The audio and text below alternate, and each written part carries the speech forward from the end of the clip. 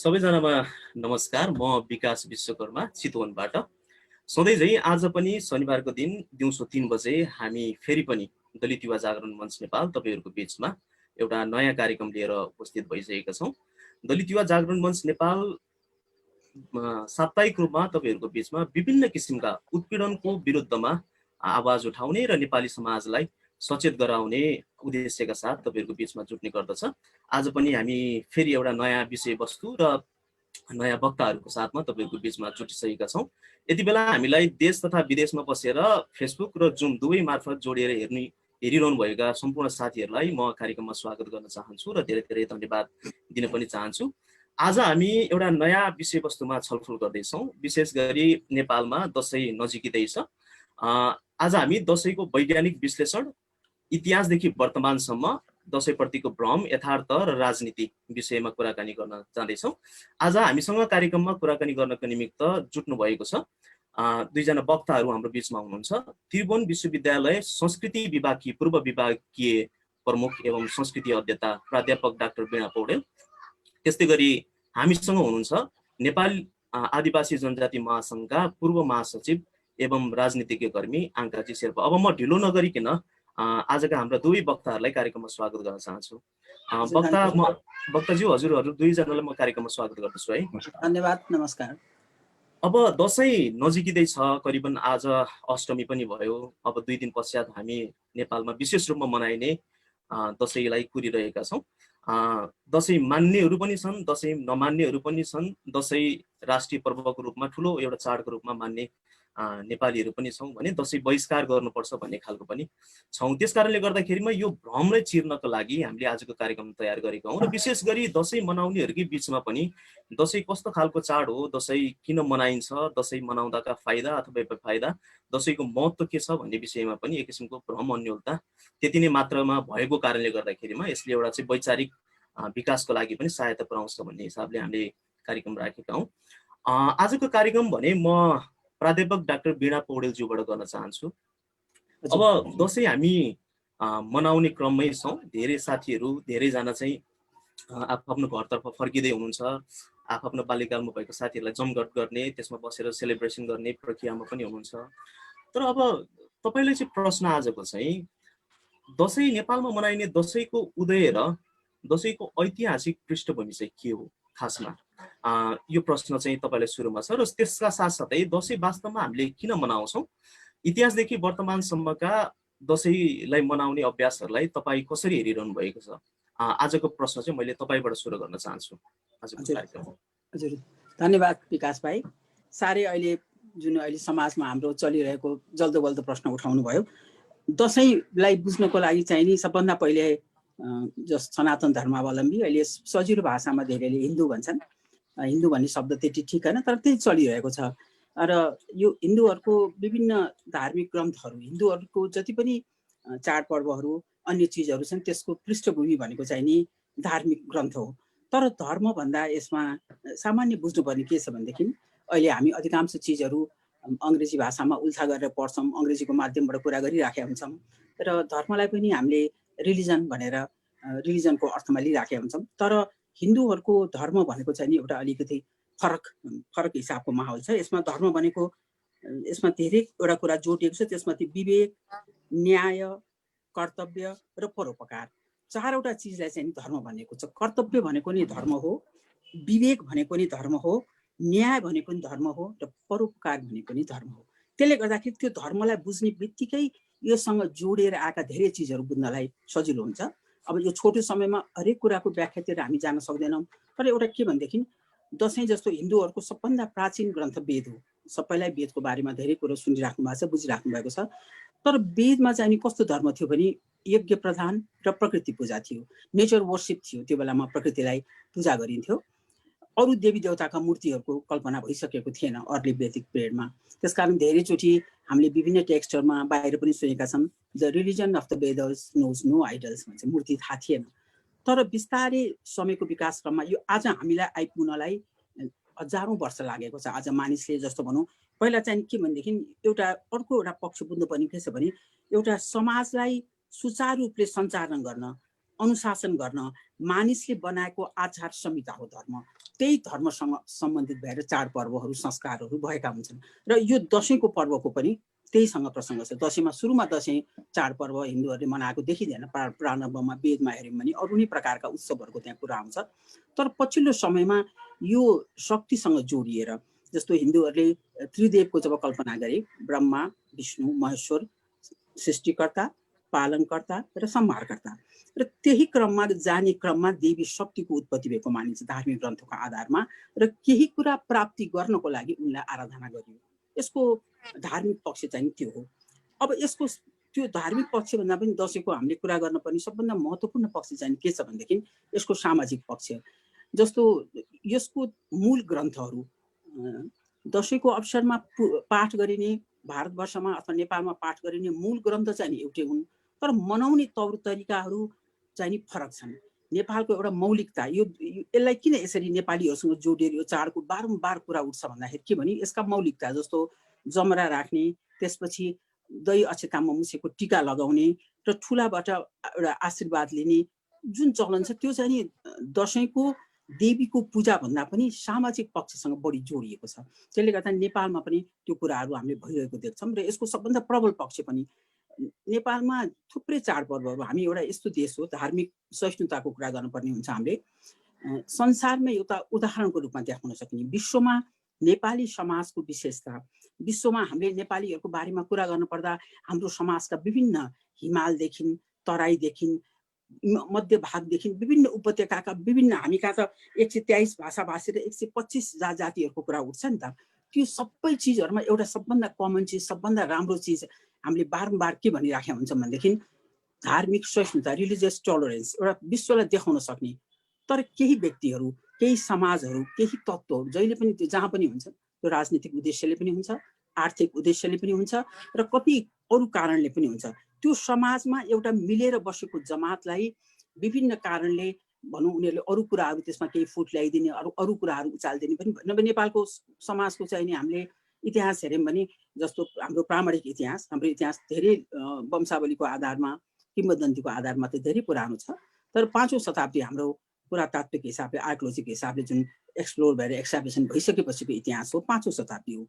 5औं शताब्दीका राजा मानदेवको समयदेखि हामीले हेऱ्यौँ भने एउटा समाजमा सहिष्णुता, उनकै परिवारमा राजा मानदेव विष्णु धर्मप्रति आस्था राख्ने वैष्णव थिए, तर उनको परिवारमा उनका श्रीमतीहरूले शिवलिङ्ग स्थापना गरेको, विहारहरू स्थापना गरेको, जस्तो पलाञ्चोक भगवतीको कुरा आउँछ उनकै समयकालमा, जस्तो अहिले दसैँको प्रसङ्ग छ, पलाञ्चोक भगवतीको मूर्ति। यसरी एउटा के भने धार्मिक सहिष्णुता भनेको एउटा धर्मले अर्को धर्मलाई आधार गर्ने, एकले अर्कोलाई सम्मान गर्ने।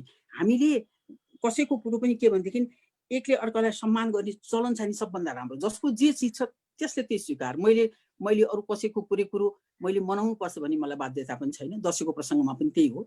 जस्तो मलाई आफ्नो खुसीले मैले यो मनाउने भने मनाउने हो, तर मैले आफूले अरू कसैको विरोध चाहिँ गर्नु हुने। नेपाली समाजको जुन एउटा विशेषता हो त्यही विशेषतासँग जोडिएको यो दसैँ हो। र नेपालको कन्टेक्स्टमा अर्को तपाईँले इतिहासको पक्षको कुरा गर्नुभयो। अब धेरै अगाडिको हामीसँग धेरै इतिहासहरू छैन, तर कस्तो छ भने हामी कहाँ जहिले पनि जो शासक वर्गहरू भए, त्यो शासक वर्गले चाहिँ नि हामी कहाँ कहिले पनि धर्म सम्बन्धी चाहिँ नि जस्तो भनौँ आफ्नो इच्छाले धेरैचोटि प्रमाणहरू छन्, हामीले चाहिँ बोल्दाखेरि कुरा गर्दाखेरि प्रमाणको आधारमा गर्नुपर्ने हुन्छ। एक थरी हामीले केही कुराहरू त्यसै किंवदन्तीको आधारमा पनि सुनेका हुन्छौँ जसको प्रमाण हुँदैन। त्यसकारण हामीले कुनै कुरो बोल्दाखेरि यसको उल्लेख कहाँ छ, यसको उल्लेख कसले गरेको हो, यो कुरो साँचो हो कि होइन भनेर तथ्यतिर जान सक्नुपर्ने हुन्छ। तथ्य औलायौँ भनेदेखि सबै कुरो प्रष्ट हुन्छ। त्यसले गर्दा दसैँको प्रसङ्गको कुरो पनि यो एउटा धार्मिक संस्कारसँग जोडिएको, धर्मसँग जोडिएको पर्व हुँदाहुँदै पनि यसले समाजलाई एउटा यसरी अँगाल्यो कि अहिले आएर नेपाली अझ यहाँभन्दा पनि विदेशमा अझ हाम्रो आफ्नो पहिचान दिने, आफ्नो विभिन्न कुराहरू गर्दाखेरि विदेशमा देखिन्छ। विदेशमा दसैँ भनेको नेपालीहरूको एउटा पहिचान, नेपालीहरूलाई विदेशी समुदायमा चिनाउने, उनीहरूले एउटा बाहिरी समाजमा आइसकेपछि आफूलाई यस्तो संस्कृति भनेको त पहिचान हुँदो रहेछ, मेरो संस्कृति के हो भनेर पहिचान दिनु पर्यो भने पहिचान बोकेको एउटा पर्वको रूपमा गएको देखिन्छ। हजुर हुन्छ, हजुरको सुरुवाती विचार हामीले सुन्यौँ। अब भने हामी आङ्काजी शेर्पाज्यूतर्फ जान चाहन्छौँ। आङ्काजी शेर्पाजीले निरन्तर रूपमा अब यो दसैँलाई नेपालमा राष्ट्रिय पर्व भनेर चाहिँ भनिराख्दाखेरिमा यो नेपाली सम्पूर्ण नेपालीहरूको राष्ट्रिय पर्व होइन, किन भन्दाखेरि परापूर्व कालमा पृथ्वी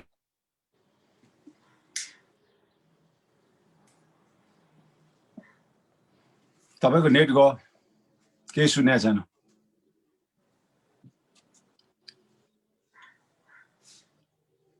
हेलो विकासजी, के आवाज सुनेको छैन है तपाईँको? हेलो हजुर हजुर अङ्का सर नमस्ते। मैले विकासजीको के पनि कुरा सुनिरहेको छुइनँ। उहाँको नेटवर्क प्रब्लम होला, हामी एकैछिन हामी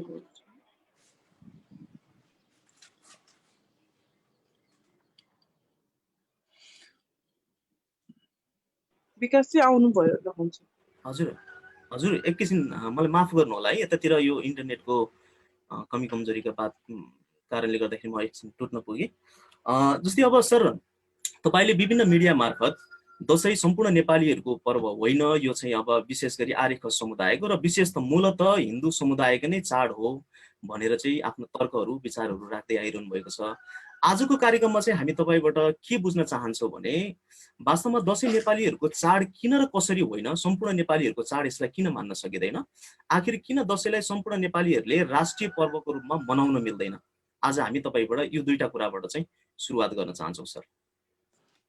धन्यवाद विकासजी। सर्वप्रथम त आज यस कार्यक्रममा सहभागी मित्रहरूलाई मेरो विनम्र अनुरोध छ, तपाईहरु सबले आफ्नो चाहिँ नि भिडियो चाहिँ अन गरिदिएको खण्डमा हामीलाई पनि अलिकति सहभागिताहरूलाई चिन्ने मौका पनि हुन्थ्यो। यद्यपि ठिकै छ, अब कुनै समस्या अब कुनै बाध्यताको अवस्थाले गर्दा त्यो नभएको खण्डमा केही अन्यथा म ठान्दिनँ, तर भयो भने भिडियो अन गरेर राम्रो। प्रथमत यो के अरे जब पृथ्वीनारायण शाहले यो देशलाई माटोको एक प्रकारको कथाकथित एकीकरण गर्नुभन्दा अगाडि यो हाम्रो नेपालहरू विभिन्न चाहिँ ससाना चाहिँ राज्यमा विभाजित थिए र उसका आफ्नै धार्मिक परम्परा, उसका आफ्नै संस्कृति, उसका आफ्नै जीवन पद्धति, उसका आफ्नै शासन सत्ताहरू आफ्नै प्रकारका थिए। त्यहाँको चाहिँ प्रकृति अनुसार, त्यहाँको समुदायगत अनुसार सबैजना आफ्नो चाहिँ अनुकूलताको आधारमा चाहिँ आफ्नै भाषा धर्म संस्कृतिहरू चाहिँ त्यहाँ चलन चल्तीमा थिए। जब पृथ्वीनारायण शाहले षड्यन्त्रपूर्वक गोर्खा राज्यलाई विस्तार गरियो र गोर्खा राज्यको माटोसँग तीजना ससाना पहिचान जाने लिम्बुवान, किराँत, भोट प्रदेश, खसान, मधेस लगायतका चाहिँ माटोहरूको एकीकरण गरिसक्यो र एकीकरण गरिसकेपछि त्यहाँ विद्रोहको आवाज उठेको थियो र उसले विद्रोहको आवाज उठ्दाखेरि एउटा हाउगुजी चाहिँ उसले के निकाल्यो भन्दाखेरि यदि मैले यो देशलाई एकीकरण नगरेको भए भारतकाबाट चाहिँ नै अङ्ग्रेज शासकहरूले नेपाललाई चाहिँ अतिक्रमण गर्थ्यो भन्ने एउटा हाउगुजी उसले देखाए। साथसाथै के भन्दाखेरि पृथ्वीनारायण शाह आफैले भारतको चाहिँ नै के अरे बनारसमा गएर त्यहाँका हिन्दू राजा महाराजाको चरणमा गएर तिमीहरूले त्यहाँ के अरे भारतलाई हिन्दुस्तान असली हिन्दुस्तान बनाउन खोज्यौ, त्यो अभियान असफल भयो मुगल मुस्लिमको कारण। अब म नेपाललाई चाहिँ असली हिन्दुस्तान बनाउँछु, त्यसको लागि मलाई तपाईँहरूले हतियार लिएर आर्थिक सहयोग गर्नु पर्यो भनेर चाहिँ त्यहाँबाट बनारसी चाहिँ राजाहरूबाट अकुत सम्पत्ति र हतियार चाहिँ खरिद गरेर नुवाकोटमा मगर र चाहिँ गुरुङहरूलाई चाहिँ प्रयोग गरेर नुवाकोट हमला गरेर जब काठमाडौँ उपत्यका चाहिँ आक्रमण गर्न थाले, त्यसपछि पृथ्वीनारायण शाहले एक प्रकारको षड्यन्त्रमूलक ढङ्गले चाहिँ नि के अरे खसान त उसले सुरुमै कब्जा गरिसकेको थिए। पछि चाहिँ त्यसपछि यो तमान मगरात हामी जुन भन्दैछौँ तिनीहरू लगायत यो तामसलिङ पूर्व लिम्बुवानसम्म उसले चाहिँ आफ्नो चाहिँ गोर्खा राज्यका चाहिँ उसलाई विस्तार गरे। गोर्खा राज्य विस्तार गरेपछि विद्रोहको चाहिँ आवाज हुन आएपछि उसले एउटै कुरा चाहिँ के भन्न खोज्यो भन्दाखेरि नेपाल एउटा चाहिँ सबै जातिको साझा फुलबारी भन्ने कुरा त उसले मुखले त भन्यो, तर यथार्थमा उसले त्यो साझा फुलबारीको सट्टामा भाषिक रूपमा त्यो एकल तोरीबारी, धार्मिक रूपमा त्यो एकल तोरीबारी र सम्पूर्ण चाहिँ शासकीय उसमा स्वरमा पनि एकल तोरीबारीको चाहिँ को प्रकारको राज्य चाहिँ उसले स्थापना गर्दै गयो। तपाईँलाई भाषा प्रतिबन्ध लगायो, जनजातिहरू अथवा उत्पीडित जाति समुदायलाई पढ्नमा प्रतिबन्ध लगायो, बाहुनहरूलाई मात्रै पढ्ने अवसर दियो। त्यसपछि आफ्नो धर्म संस्कृति आफ्नो वेशभूषाको चाहिँ प्रयोगमा प्रतिबन्ध लगाइयो र इभन हिजो राजा त्यही पृथ्वीनारायण शाहका सन्ततिको रूपमा राजा महेन्द्रको पालासम्म पनि हाम्रा धर्मगुरुहरू जसको चाहिँ शिरमा त उसको शरीरमा पनि हामीले छुन मिल्दैन, ती धर्मगुरुहरूको टाउकोमा एउटा भेष, एउटै भाषा, एउटै भेषको नीति अन्तर्गत के अरे चाहिँ नेपाली टोपी लगाएर नेपाली भाषामा अन्तर्वार्ता दिन लगाएर उसलाई चाहिँ नागरिकता दिने कामहरू भयो। त्यसकारणले पनि नेपालमा यो धार्मिक अतिक्रमणले गर्दाखेरि यहाँका चाहिँ सम्पूर्ण पहिचान जनित चाडपर्वहरू चाहिँ ओझेलमा परे।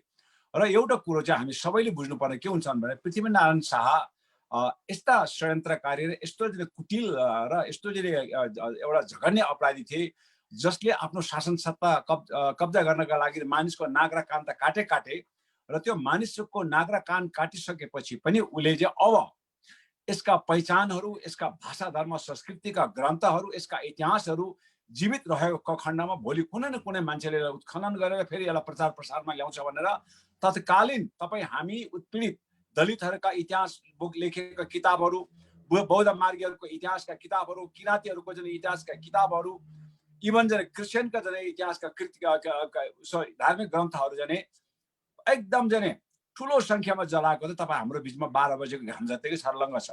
पृथ्वीनारायण शाहले भक्तपुरतिर चाहिँ बौद्ध मार्गीहरूको चाहिँ ग्रन्थ जलाएको 6-7 महिनासम्म त्यो आगो ननिभेको कहाँ इतिहास हामीले पढ्न पाउँछ। त अब हामीले यो कुरा भनिरहँदाखेरि यसको चाहिँ प्रमाण के छ त भन्ने प्रश्नहरू उठ्छन्। अब हाम्रा चाहिँ इतिहासहरू, हाम्रा कुराहरू जलाइसकेपछि हामीले प्रमाणहरू कसरी जुटाउन सक्छौँ? त्यसकारणले चाहिँ अब हाम्रो लागि प्रमाण भनेका हाम्रा पुर्खजहरूले भनेका कुराहरू, हाम्रा चाहिँ के अग्रजहरूले हामीलाई चाहिँ मौखिक रूपमा भनेका इतिहासलाई नै आधार मानेर हामीले आफ्नो चाहिँ दाबीहरू अगाडि प्रस्तुत गर्दै जाने हो। यसै सन्दर्भमा दसैँ हाम्रा चाहिँ के अरे बिनाजीले भन्नुभयो यो चाहिँ एउटा धार्मिक चाहिँ पर्व र सामाजिक पर्व भन्नुभयो र नेपालको सन्दर्भमा तपाईँलाई म स्पष्ट भन्न चाहन्छु कि दसैँ भनेको नितान्त नेपालको माटोसँग, यहाँका आदिवासी जनजातिको धर्म संस्कृतिसँग कुनै सम्बन्ध नभएको यो चाहिँ भारतबाट आएती चाड हो। यो भारतमा चाहिँ मनाइने चाड हो र पछि चाहिँ मुगल चाहिँ के अरे शासकहरूले जब त्यहाँका चाहिँ हिन्दूहरूलाई चाहिँ त्यहाँबाट लखेटे, उनीहरूले चाहिँ त्यो धर्मलाई चाहिँ कुमाव गढवालसँग रामायण महाभारत सँगसँगै उसले चाहिँ त्यो हिन्दू धर्मलाई चाहिँ नेपाल प्रवेश गरेको चाहिँ इतिहास एकदम हाम्रो अगाडि प्रष्ट छ। अब हामीले यो दसैँलाई किन राष्ट्रिय चाड मान्नुहुन्न भन्ने कुरामा म आफ्नो कुरा राख्न चाहन्छु। राष्ट्रिय भनेको मतलब त्यो राष्ट्रलाई त्यसले प्रतिबिम्बित गर्नुपर्छ। अब यहाँ के अरे योलाई राष्ट्रिय चाड किन मान्नुहुन्न भन्ने कुरामा हामीले आफ्नो चाहिँ कुराहरू आधार अथवा आफ्नो चाहिँ कारणहरू चाहिँ प्रस्तुत गर्दाखेरि नम्बर 1 त यो धर्म यो चाहिँ के अरे दसैँ सबै नेपालीले मान्दैन। म नेपाली हुँ, म चाड यो दसैँ मान्दिनँ होइन। अब यहाँ चाहिँ किराँतीहरू छन्, उनीहरू नेपाली हुन्, उनीहरूले दसैँ मान्दैनन्। यहाँ थारूहरू छन्, उनीहरू नेपाली हुन्, उनीहरू पनि आजकल अहिले चाहिँ आएर चाहिँ उनीहरू यो धर्म मान्न छोडिसके। त्यति मात्र नभएर के अरे पश्चिमका खसहरू नेपाली हुन्, उनीहरूले हाम्रो धर्म हिन्दू होइन, हामी मस्त चाहिँ प्रकृति पूजक हौँ, त्यस कारणले अबदेखि हामी हिन्दू हामी लेख्दैनौँ र हामी दसैँ पनि मान्दैनौँ भनिसकेको अवस्था छ। मगरहरूलाई चाहिँ हिजो पृथ्वीनारायण शाहको सेनामा भएका मगर र गुरुङहरूलाई जबरजस्ती दसैँको टिका लगाउन दिने र दसैँको टिका नलाउने चाहिँ सेनाहरूलाई उसको प्रमोसन रोका हुने र दसैँ नमान्नेहरूलाई दण्डित पनि गर्ने चाहिँ त्रासले चाहिँ दसैँको मार हानेर चाहिँ हातको चाहिँ हात रगतमा चाहिँ लतपताका हात चाहिँ ढोकाको दायाँ र बायाँपट्टि राख्नुपर्ने एउटा व्यवस्था पनि ल्याएको छ। एकछिन 2 मिनट है, म कुकुरलाई बाहिर निकाल्नु।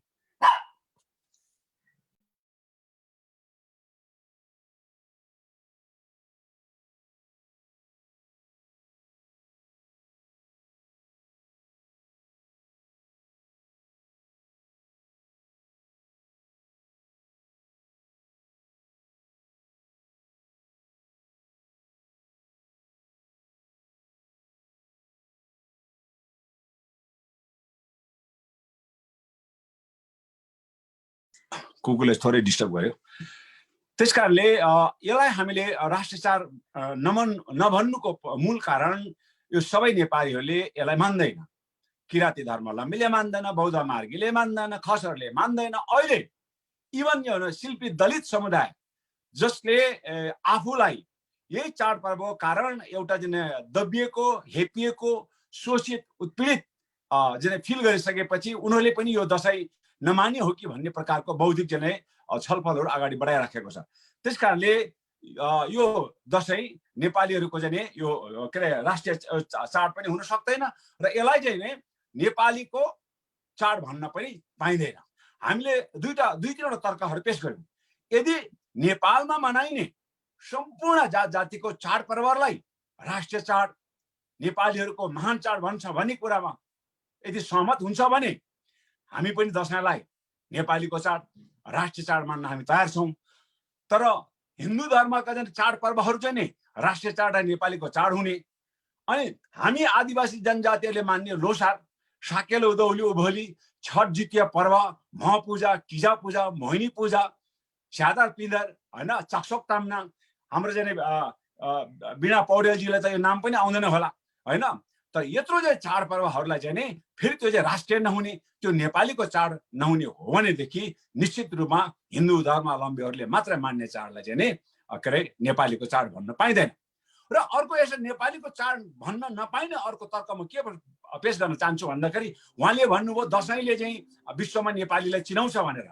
तपाईँले चाहिँ के अरे न्युयोर्कमा तपाईँ हेर्नु होला, तपाईँ इजरायलमा हेर्नु होला, तपाईँ कुनै पनि विश्वको कुनै पनि कुनामा हेर्नु होला, म धेरै ठाउँमा म पुगिसकेको छु कि के अरे दसैँ आउँदाखेरि त्यहाँका चाहिँ नि भारतीयहरूले जुन प्रकारको चाहिँ तामझामका साथ चाहिँ नि दसैँ मनाउँछन्, एउटा सामाजिक चाहिँ सद्भाव आदान प्रदान गर्ने ढङ्गले जुन त्यहाँका चाहिँ भारतीय समुदायले मनाउँछन्, त्यस्तो खालको चाहिँ नेपालका पहाडे ब्राह्मणहरूले मनाउँदैन।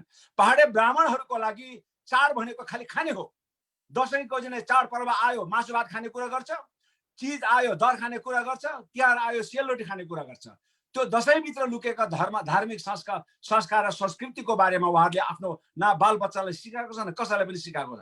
त्यस कारणले म लामो बोल्दिनँ, कमसेकम तपाईँको पहिलो प्रश्नको चाहिँ प्रश्न यो दसैँलाई किन नेपालीको चाहिँ चाड भन्न तपाईँ रुचाउनुहुन्न र यसलाई राष्ट्रिय चाड भन्न किन रुचाउनुहुन्न भन्ने कुरामा मैले स्पष्ट पारेँ कि राष्ट्रिय चाड हुने भए नेपालमा मान्ने सबै चाडपर्व राष्ट्रिय पर्व हुनुपर्छ, नेपालीको पर्व हुनुपर्छ।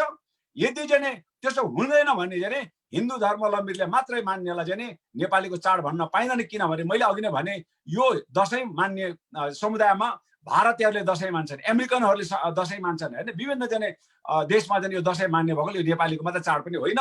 त्यस कारणले यसलाई नितान्त रूपले हिन्दू धर्मावलम्बीको भनौँ भने फेरि प्रचण्ड र चाहिँ के अरे हाम्रो के अरे मोहन वैद्य जस्तो उनीहरू चाहिँ हिन्दू त हुन् तर उनीहरू दसैँ मान्दैन। त्यस कारणले यो हिन्दू भन्न पनि मिल्दैन। त्यस कारणले यो चाहिँ दसैँ प्रेमीहरूको चाहिँ चाडपर्व भन्दा चाहिँ उपयुक्त हुन्छ। त्यस कारणले यो नेपाली चाड त कुनै हालतमा हुन सक्दैन, राष्ट्रिय चाड पनि कुनै हालतमा हुन सक्दैन भन्ने कुरा मैले ठोक्कको साथ मेरो आफ्नो चाहिँ विश्लेषण यहाँ अन्त गर्न चाहन्छु। पहिलो प्रश्नको उत्तर हुन्छ अङ्कजी सर, तपाईँलाई धेरै धेरै धन्यवाद। दसैँ कसै सबैको पर्व हुन सक्दैन भन्ने विषयमा आफ्नो विचार राख्नु भएको छ। म फेरि पनि प्राध्यापक डाक्टर वीणा पौडेलज्यूतर्फ नै फर्किन चाहन्छु। अब जसरी अङ्कजी सरले आफ्नो धारणा व्यक्त गरिरहनु भएको छ कि अब यो चाडलाई चाहिँ हामीले सम्पूर्ण नेपालीहरूले मान्न सक्दैनौँ, नेपालको ठुलो हिस्सा समेट्ने आदिवासी जनजाति समुदाय चाहिँ यो चाडसँग जोडिएको छैन, यसको इतिहास यो चाडसँग छैन भन्ने तर्क राखिरहनु भएको छ। अब हामीले विभिन्न मिडिया मार्फत पनि अब पत्र पत्रिकामा पनि पढ्न लेख्न पाउँछौँ कि जस्तो अब पृथ्वीनारायण शाहको एकीकरणको पालामा अब दसैँलाई चाहिँ विशेष गरी नेपालका चाहिँ आदिवासी जनजाति मङ्गोल समुदायलाई चाहिँ जबरजस्त रूपमा चाहिँ मान्नको लागि बाध्य पारिएको र जस्तो कि अब भनौँ 1831मा राजाले चाहिँ पृथ्वीनारायण शाहको पालामा लिम्बूहरूको सुबाङ्गी र किपट खोज्ने जस्ता कुराहरू पनि सुन्न पाउँछौँ, पढ्न पाउँछौँ। फेरि अर्कोतर्फबाट विश्लेषण गर्दाखेरि दसैँमा एक किसिमको रौनकता छ, दसैँमा साथीभाइसँगको भेटघाट, मेलमिलाप, आपसी सद्भाव बाँड्ने खालको जो अवसर पनि मिलिरहेको छ। यो कथनहरू चाहिँ कतिको सत्य र गलत हुन्? हजुरलाई मैले यो प्रश्न राखेँ। हजुर, मैले सुरुमा पनि भनेको थिएँ दुईटा चिजहरू। हामी अब इतिहासको विद्यार्थी हौँ, एकाडेमिक हिसाबले हामीले जहिले पनि इतिहासको कुरा गर्दाखेरि विभिन्न हामी कहाँ चलेको कुराहरू गर्दाखेरि दुईटा प्रमाणको कुरा गर्छौँ। एउटा जस्तो अन्वेषण गरिन्छ, एक्सप्लोरेसन गरिन्छ, त्यसपछि एक्जाबिसन गरेर भेटेका प्रमाणलाई विश्वले मान्छ। जस्तो आज आएर हामीले लुम्बिनीमा गौतम बुद्ध जन्मेको हो भन्ने प्रमाण किन मान्छौँ भनेदेखि त्यहाँ भेटिएको अशोकन पिलरले गर्दाखेरि।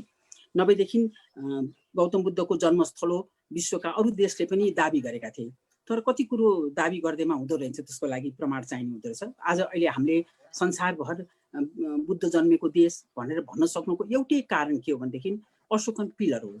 त्यस्तै गरिकन त्यो प्रमाणलाई चाहिँ विश्वले मान्छ। त्यसपछि दोस्रो अर्को हुन्छ लिटरेरी सोर्स भन्छौँ, जसलाई साहित्यिक स्रोत भनिन्छ। साहित्यिक स्रोत भनेको चाहिँ नि त्यसको लिखत कुन बेला भयो, कुन समयमा लेखियो। जस्तो हामी कहाँ नेपालको इतिहासको प्रसङ्गको कुरा गर्दाखेरि पृथ्वीनारायण शाह सम्बन्धी कुरा होस् अथवा हामीले त 5औं शताब्दीदेखि मानदेवदेखिको कुरा गर्नुपर्ने हुन्छ। विभिन्न समयको कुरा गर्दाखेरि मानदेवको समय आयो, त्यसपछि लिच्छवीकालको जुन समय हो, त्यसपछि मल्लकाल भयो, मल्लकाल भएपछि शाहका पृथ्वीनारायण शाहको धेरै पछिको समय भयो त होइन। त्योभन्दा अगाडिदेखिको समय ल्याउँदै गरिसकेपछि हामीले साहित्यिक स्रोतहरूको पनि कुरा गर्छौँ। तर जहाँ पुरातत्व बलियो छैन त्यो पुरातात्विक स्रोतमा जानको लागि पनि हामीलाई कतिचोटि साहित्यिक स्रोतको आधार टेकेर जानुपर्ने हुन्छ।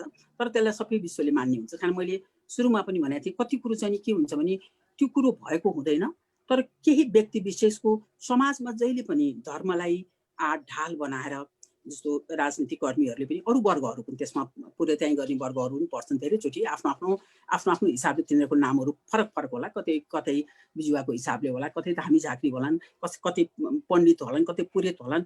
जहिले पनि समाजको यो सुचारू रूपले सञ्चालन भइरहेको बेलामा के देखिन्छ भने उनीहरूले आफ्नो स्वार्थ सिद्धि गर्नको लागि सबभन्दा सजिलो ढाल भनेको धर्म हुँदो रहेछ। धर्मलाई अगाडि सारेर धर्मको नाममा, भले त्यो कुराहरू धार्मिक ग्रन्थमा उल्लेख भएका हुँदैनन्, तर उनीहरूले पण्डित पुरोहितहरूले आफ्नो स्वार्थ सिद्धि गर्नको लागि धर्मलाई अगाडि सारेर काम गरिराखेका हुन्छन्। र त्यो कुरो धेरै चिजसँग जोडिएको हुन्छ समाजको विकास क्रममा। नेपालको क्रममा पनि संसारभरि नै त्यो कुरो घटनाहरू भइराखेका छन्।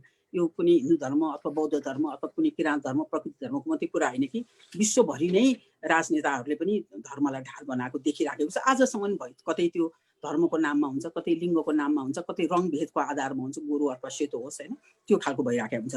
र नेपालको कन्टेक्स्टमा पनि जति यी कुराहरू उठे, अब मैले भने म त एउटा इतिहासको विद्यार्थी, त्यही उदाहरण हुनाले मैले प्रमाण बेगर बोल्न मिल्दैन। जुन कुरो प्रमाणित छ, प्रमाणित भएको कुरो मात्रै।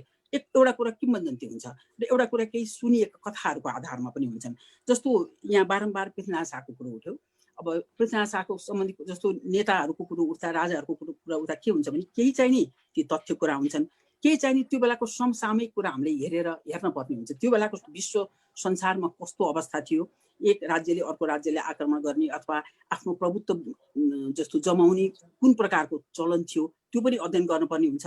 र त्यसपछि त्यो सँगसँगै उनले गरेका कुराहरू किम्वदन्ती मात्रै, कति कुराहरू कति जस्तो शासकले गरे, कति कुरा हुन्छ शासकहरूले अन्याय। अहिले पनि हामी जस्तो भनौँ व्यक्तिगत हिसाबले भनौँ भने म एउटा ब्राह्मण परिवारमा जन्मेको, मेरो आफ्नो कुल धर्म एउटा बेग्लै खालको छ, तर म बौद्ध धर्मप्रति मेरो पुरा सम्मान, पुरा आस्था छ। तर नेतृत्वले के गरिराखेको हुन्छ, नेतृत्वको अर्कै हुन्छ। शासनमा कोही छन् भन्दैमा मेरै कोही जातिको हुनसक्छ। आज म गैर दलित छु, म आज दलित छैन, तर मैले गैर दलित भएर मैले के चाहिने कुरा बेनिफिट पाइराखेको छु भनेर मैले आफैलाई पनि प्रश्न सोध्न सक्नुपर्ने हुन्छ र त्यसमा चाहिँ नि आफूलाई त्यसको उत्तर दिन सक्नुपर्ने हुन्छ। यी कुराहरू पनि कस्ता हुनु भनेदेखि राज्यको नाममा, नेतृत्वको नाममा कतिचोटि कति कुराहरू गल्ती कुराहरू पनि भएका हुन्छन्। तर त्यसमा त समाजका सम्पूर्ण जस्तो वर्गहरू, जनताहरू त लागेका हुँदैनन्। जनताहरू त एक अर्कासँग मिलेर आफ्नो आफ्नो धर्म, आफ्नो कुलायन धर्म, सबैले आफ्नो आफ्नो जुन धर्म हो, जुन कुलायन धर्म जसरी आचरण गर्नुपर्छ त्यो अगाडि गरेर जाने हो।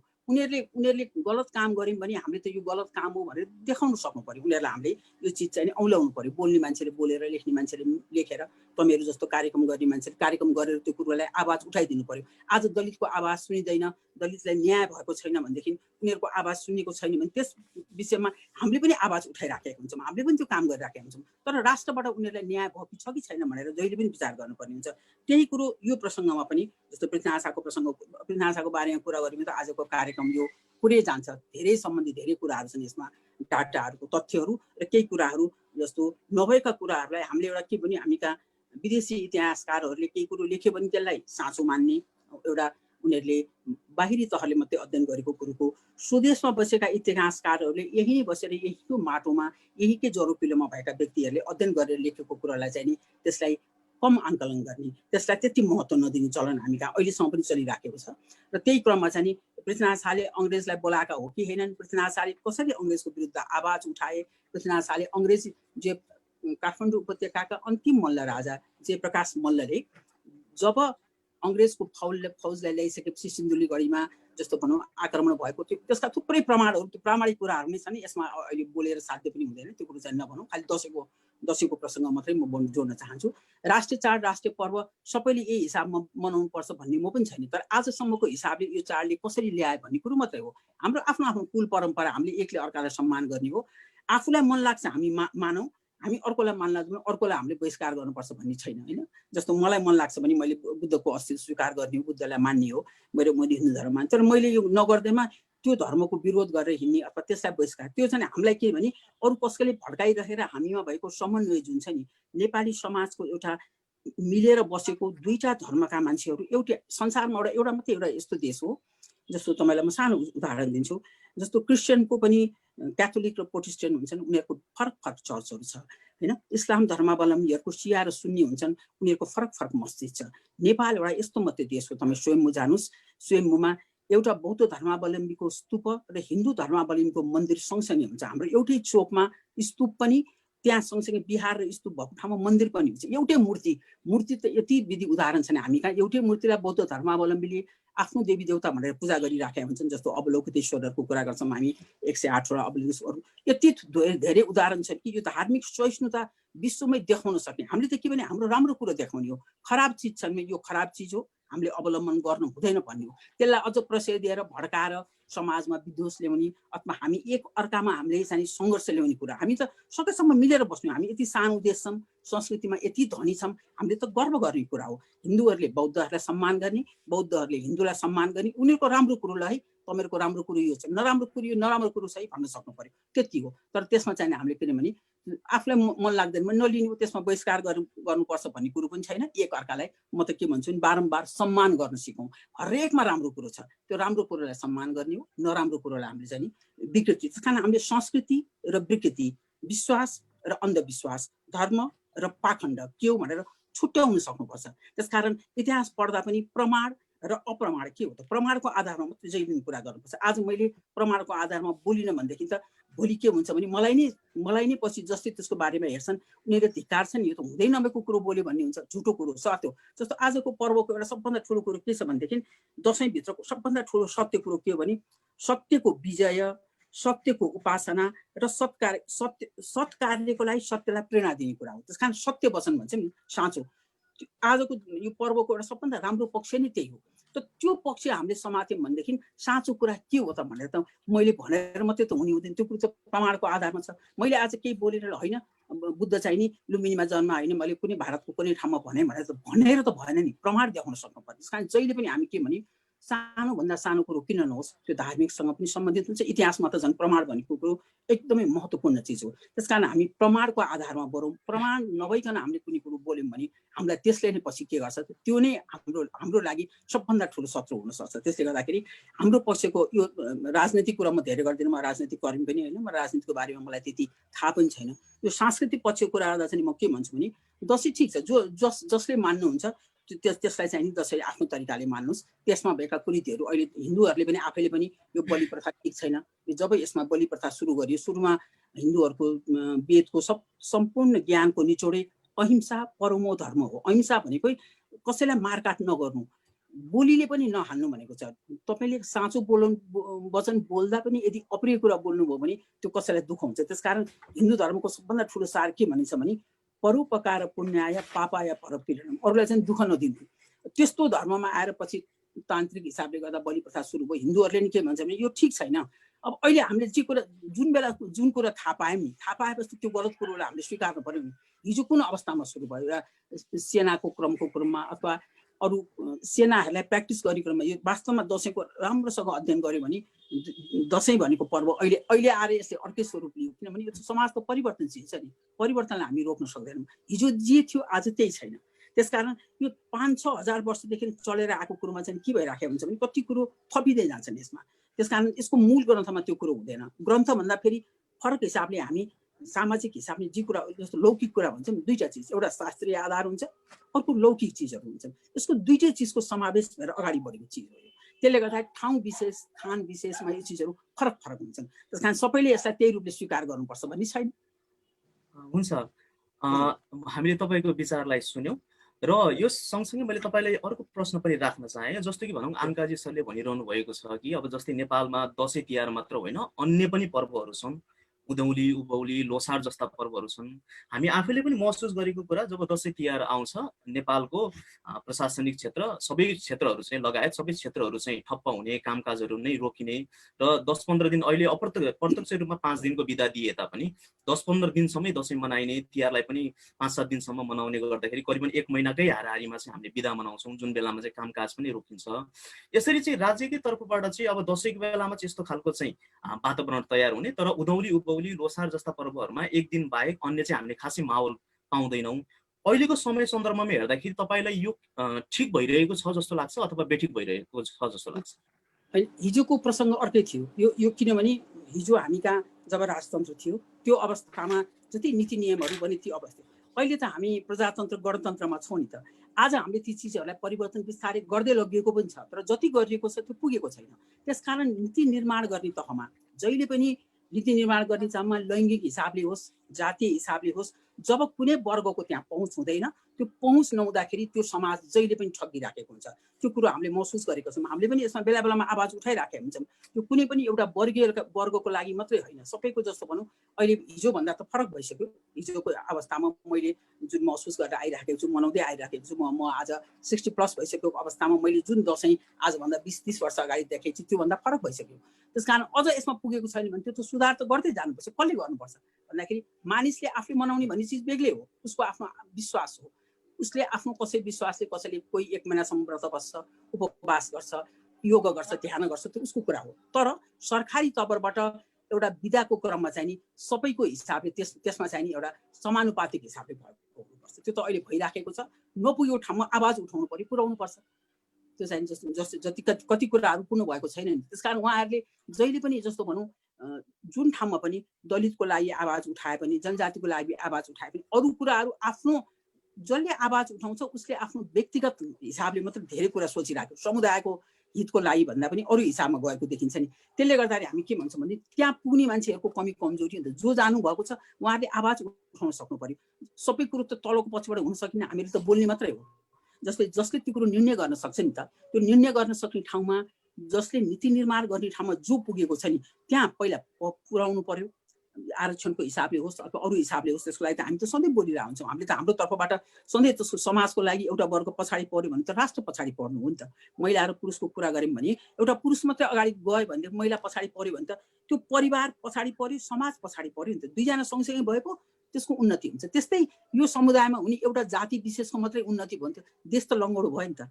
हामी त पछाडि पर्यौँ नि त। त्यो त हामीले सबैले बुझ्नुपर्ने कुरा हो। सबैले बुझेको छन्।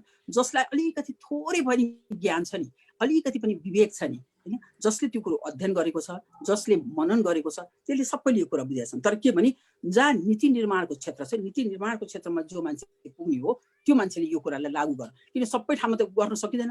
हामीले जस्तो तपाईँहरूले कार्यक्रम गर्नुभयो, तपाईँहरूको त दायरा यति हो, तपाईँहरूले त बोल्ने आवाज उठाउनु भयो, होइन।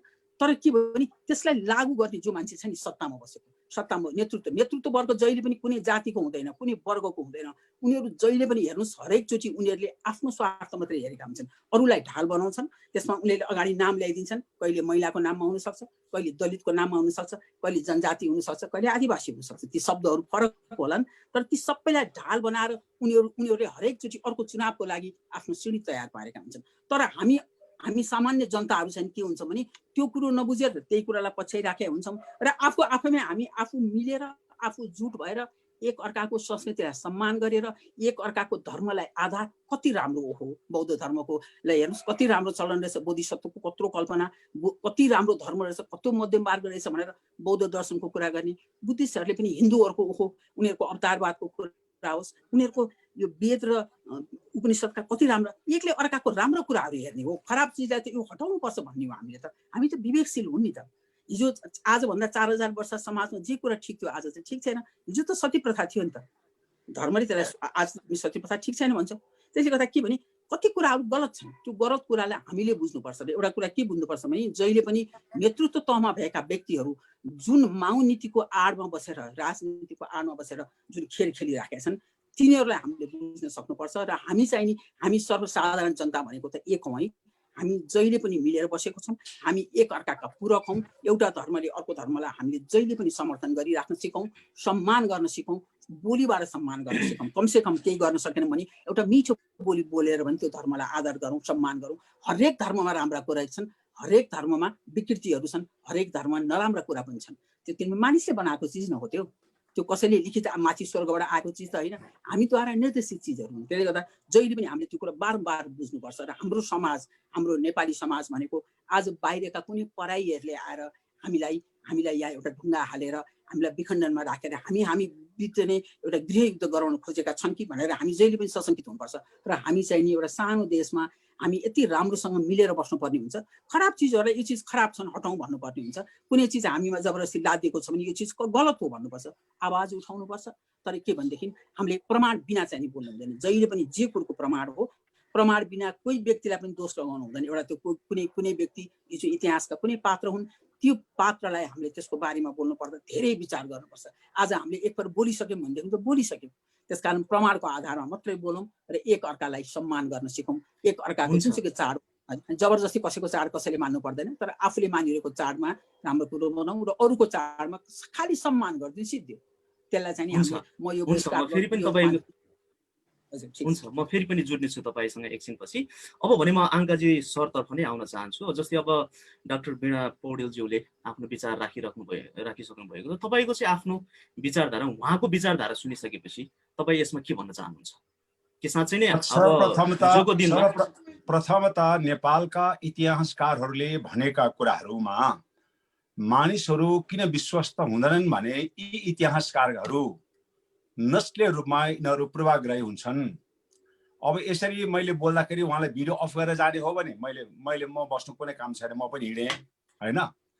यदि अब यहाँ बस्नु पर्यो, कुरा सुन्न पर्यो है। यसरी एउटा वक्ताले बोल्दा अर्को वक्तालाई भिडियो अफ गरेर बस्यो भने तपाईँको कुरा मैले सुन्नुपर्छ भने केही आवश्यकता छैन। त्यस कारणले वीणाजीले त्यो कुरा प्रश्न बुझ्नु पर्यो। र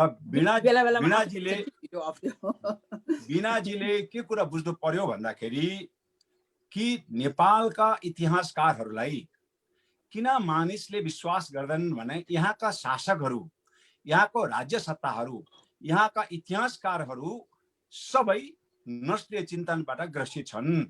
उसले लेखेका इतिहासहरू वस्तुपरक हुँदैन, त्यो व्यक्तिपरक हुन्छन्, त्यो धर्म जने सापेक्षित हुन्छन्। त्यसै कारणले पनि यहाँका इतिहासकारहरूले बोलेका कुराहरूमा मान्छेको विश्वसनीयता घट्नुको मूल कारण त्यो हो। आज तपाईँ एउटा जना के अरे ब्राह्मण कुलबाट जन्मेको इतिहासकारको कारण आज तपाईँले लोसारको बारेमा, तपाईँले जना के अरे किराँतीहरूको मुन्दुमको बारेमा, बौद्ध मार्गहरूको बारेमा भन्दा पनि तपाईँ आफ्नो हिन्दू धर्मको बाट पक्ष पोषण तपाईँ गर्दै हुनुहुन्छ। तपाईँ प्रमाण बन्नुहुन्छ। तपाईँले अहिले जति पनि चाहिँ व्याख्या गर्नुभयो, तपाईँले कुन चाहिँ प्रमाण मलाई तपाईँले चाहिँ जुटाउनु भयो? तपाईँको दसैँ के अरे हिन्दूको चाहिँ धार्मिक वेदमा लेखिएको छ? तपाईँले चाहिँ धर्मको कुरा गर्नुभयो। दसैँ भन्ने चाहिँ यो धार्मिक पर्व हो भने यो तपाईँकै हिन्दूको चाहिँ असाध्य पुराण ग्रन्थ भनेको वेद हो। वेदैमा चाहिँ नभएको चाहिँ चाडपर्व कसरी हिन्दूको चाहिँ भन्ने तपाईँ भन्नुहुन्छ? पहिलो नम्बर 1 कुरा।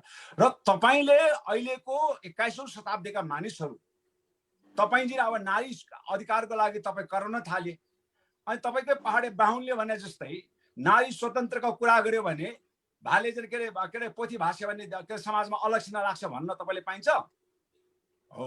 जब हामीले समानताको कुरा गर्छौँ, जब हामीले पहिचानको कुरा गर्छौँ, तपाईँहरू असाध्यै सजिलो ढङ्गले विदेशका इसारामा देशमा भड्काउने कुरा गर्यो भन्ने कुरा गर्नुहुन्छ।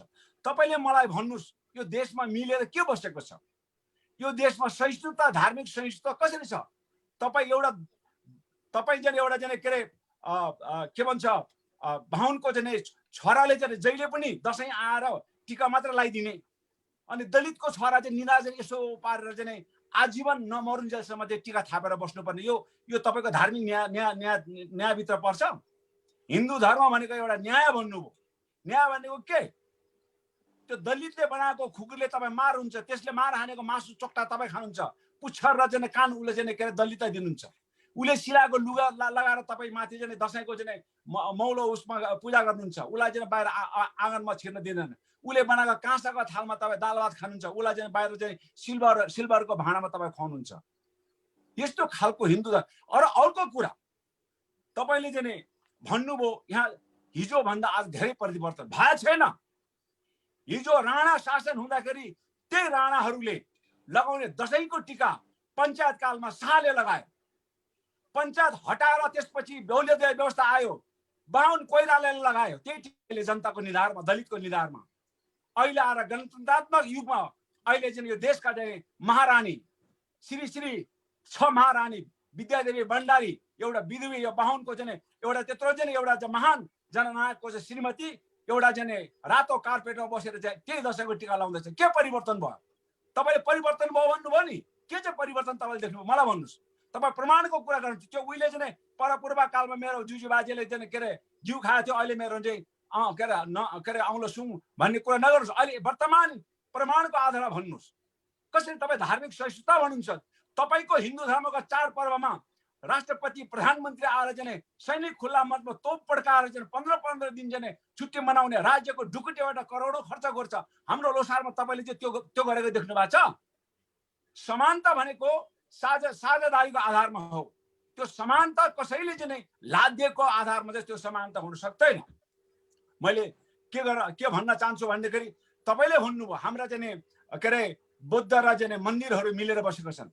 तपाईँले नेपालको माटोमा जन्मेको चाहिँ यहाँको धर्म भनेको किराँती धर्म हो र यहाँको जन्मेको भनेको बौद्ध धर्म हो। आज हिन्दूहरूले हिजो पृथ्वीनारायण शाहको चाहिँ शासनकालदेखि हाम्रा चाहिँ ती पहिचान जनित त्यो ऐतिहासिक थलोमा मन्दिर बनाउने काम, जबरजस्ती त्यहाँ हिन्दूका देवी देवता बनाउने काम तपाईँहरूले गर्नुभएको छ। आज चाहिँ के भन्छ के अरे लुम्बिनीमा त्यहाँका चाहिँ बौद्ध कुन्दनले बनाएको पहिलो स्तूपको वरिपरि चाहिँ तपाईँको चाहिँ शिवलिङ्ग चाहिँ ठडाएर त्यसमा धारा बनाएर त्यसले शिवलिङ्गमा रूपान्तरण गर्ने काम तपाईँले गर्नु भएको छ। आज चावलको गणेश थान तपाईँ चाहिँ हेर्नुहोस्, कुनै दिन चावलको गणेश थान, त्यो चावलको गणेश थान होइन, त्यो चाहिँ चारुमाथि बिहार हो। त्यो चावलको गणेश थान माथि बौद्धको चाहिँ के अरे तामाको स्तूपा छ।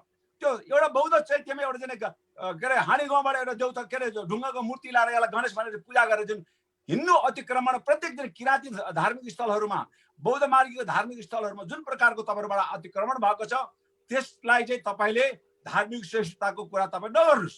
तपाईँको हिन्दू धर्मको मैले भन्छु नि हाम्रा बुद्धका चाहिँ अवशेषहरू कोटाउँदै जानुहोस्, धेरै कुराहरू नेपालको माटोमा फेला पर्न सक्छ। तपाईँको दशैं, तपाईँको हिन्दू धर्मको अवशेष कहाँ फेला पर्छ मलाई भन्नुहोस् त?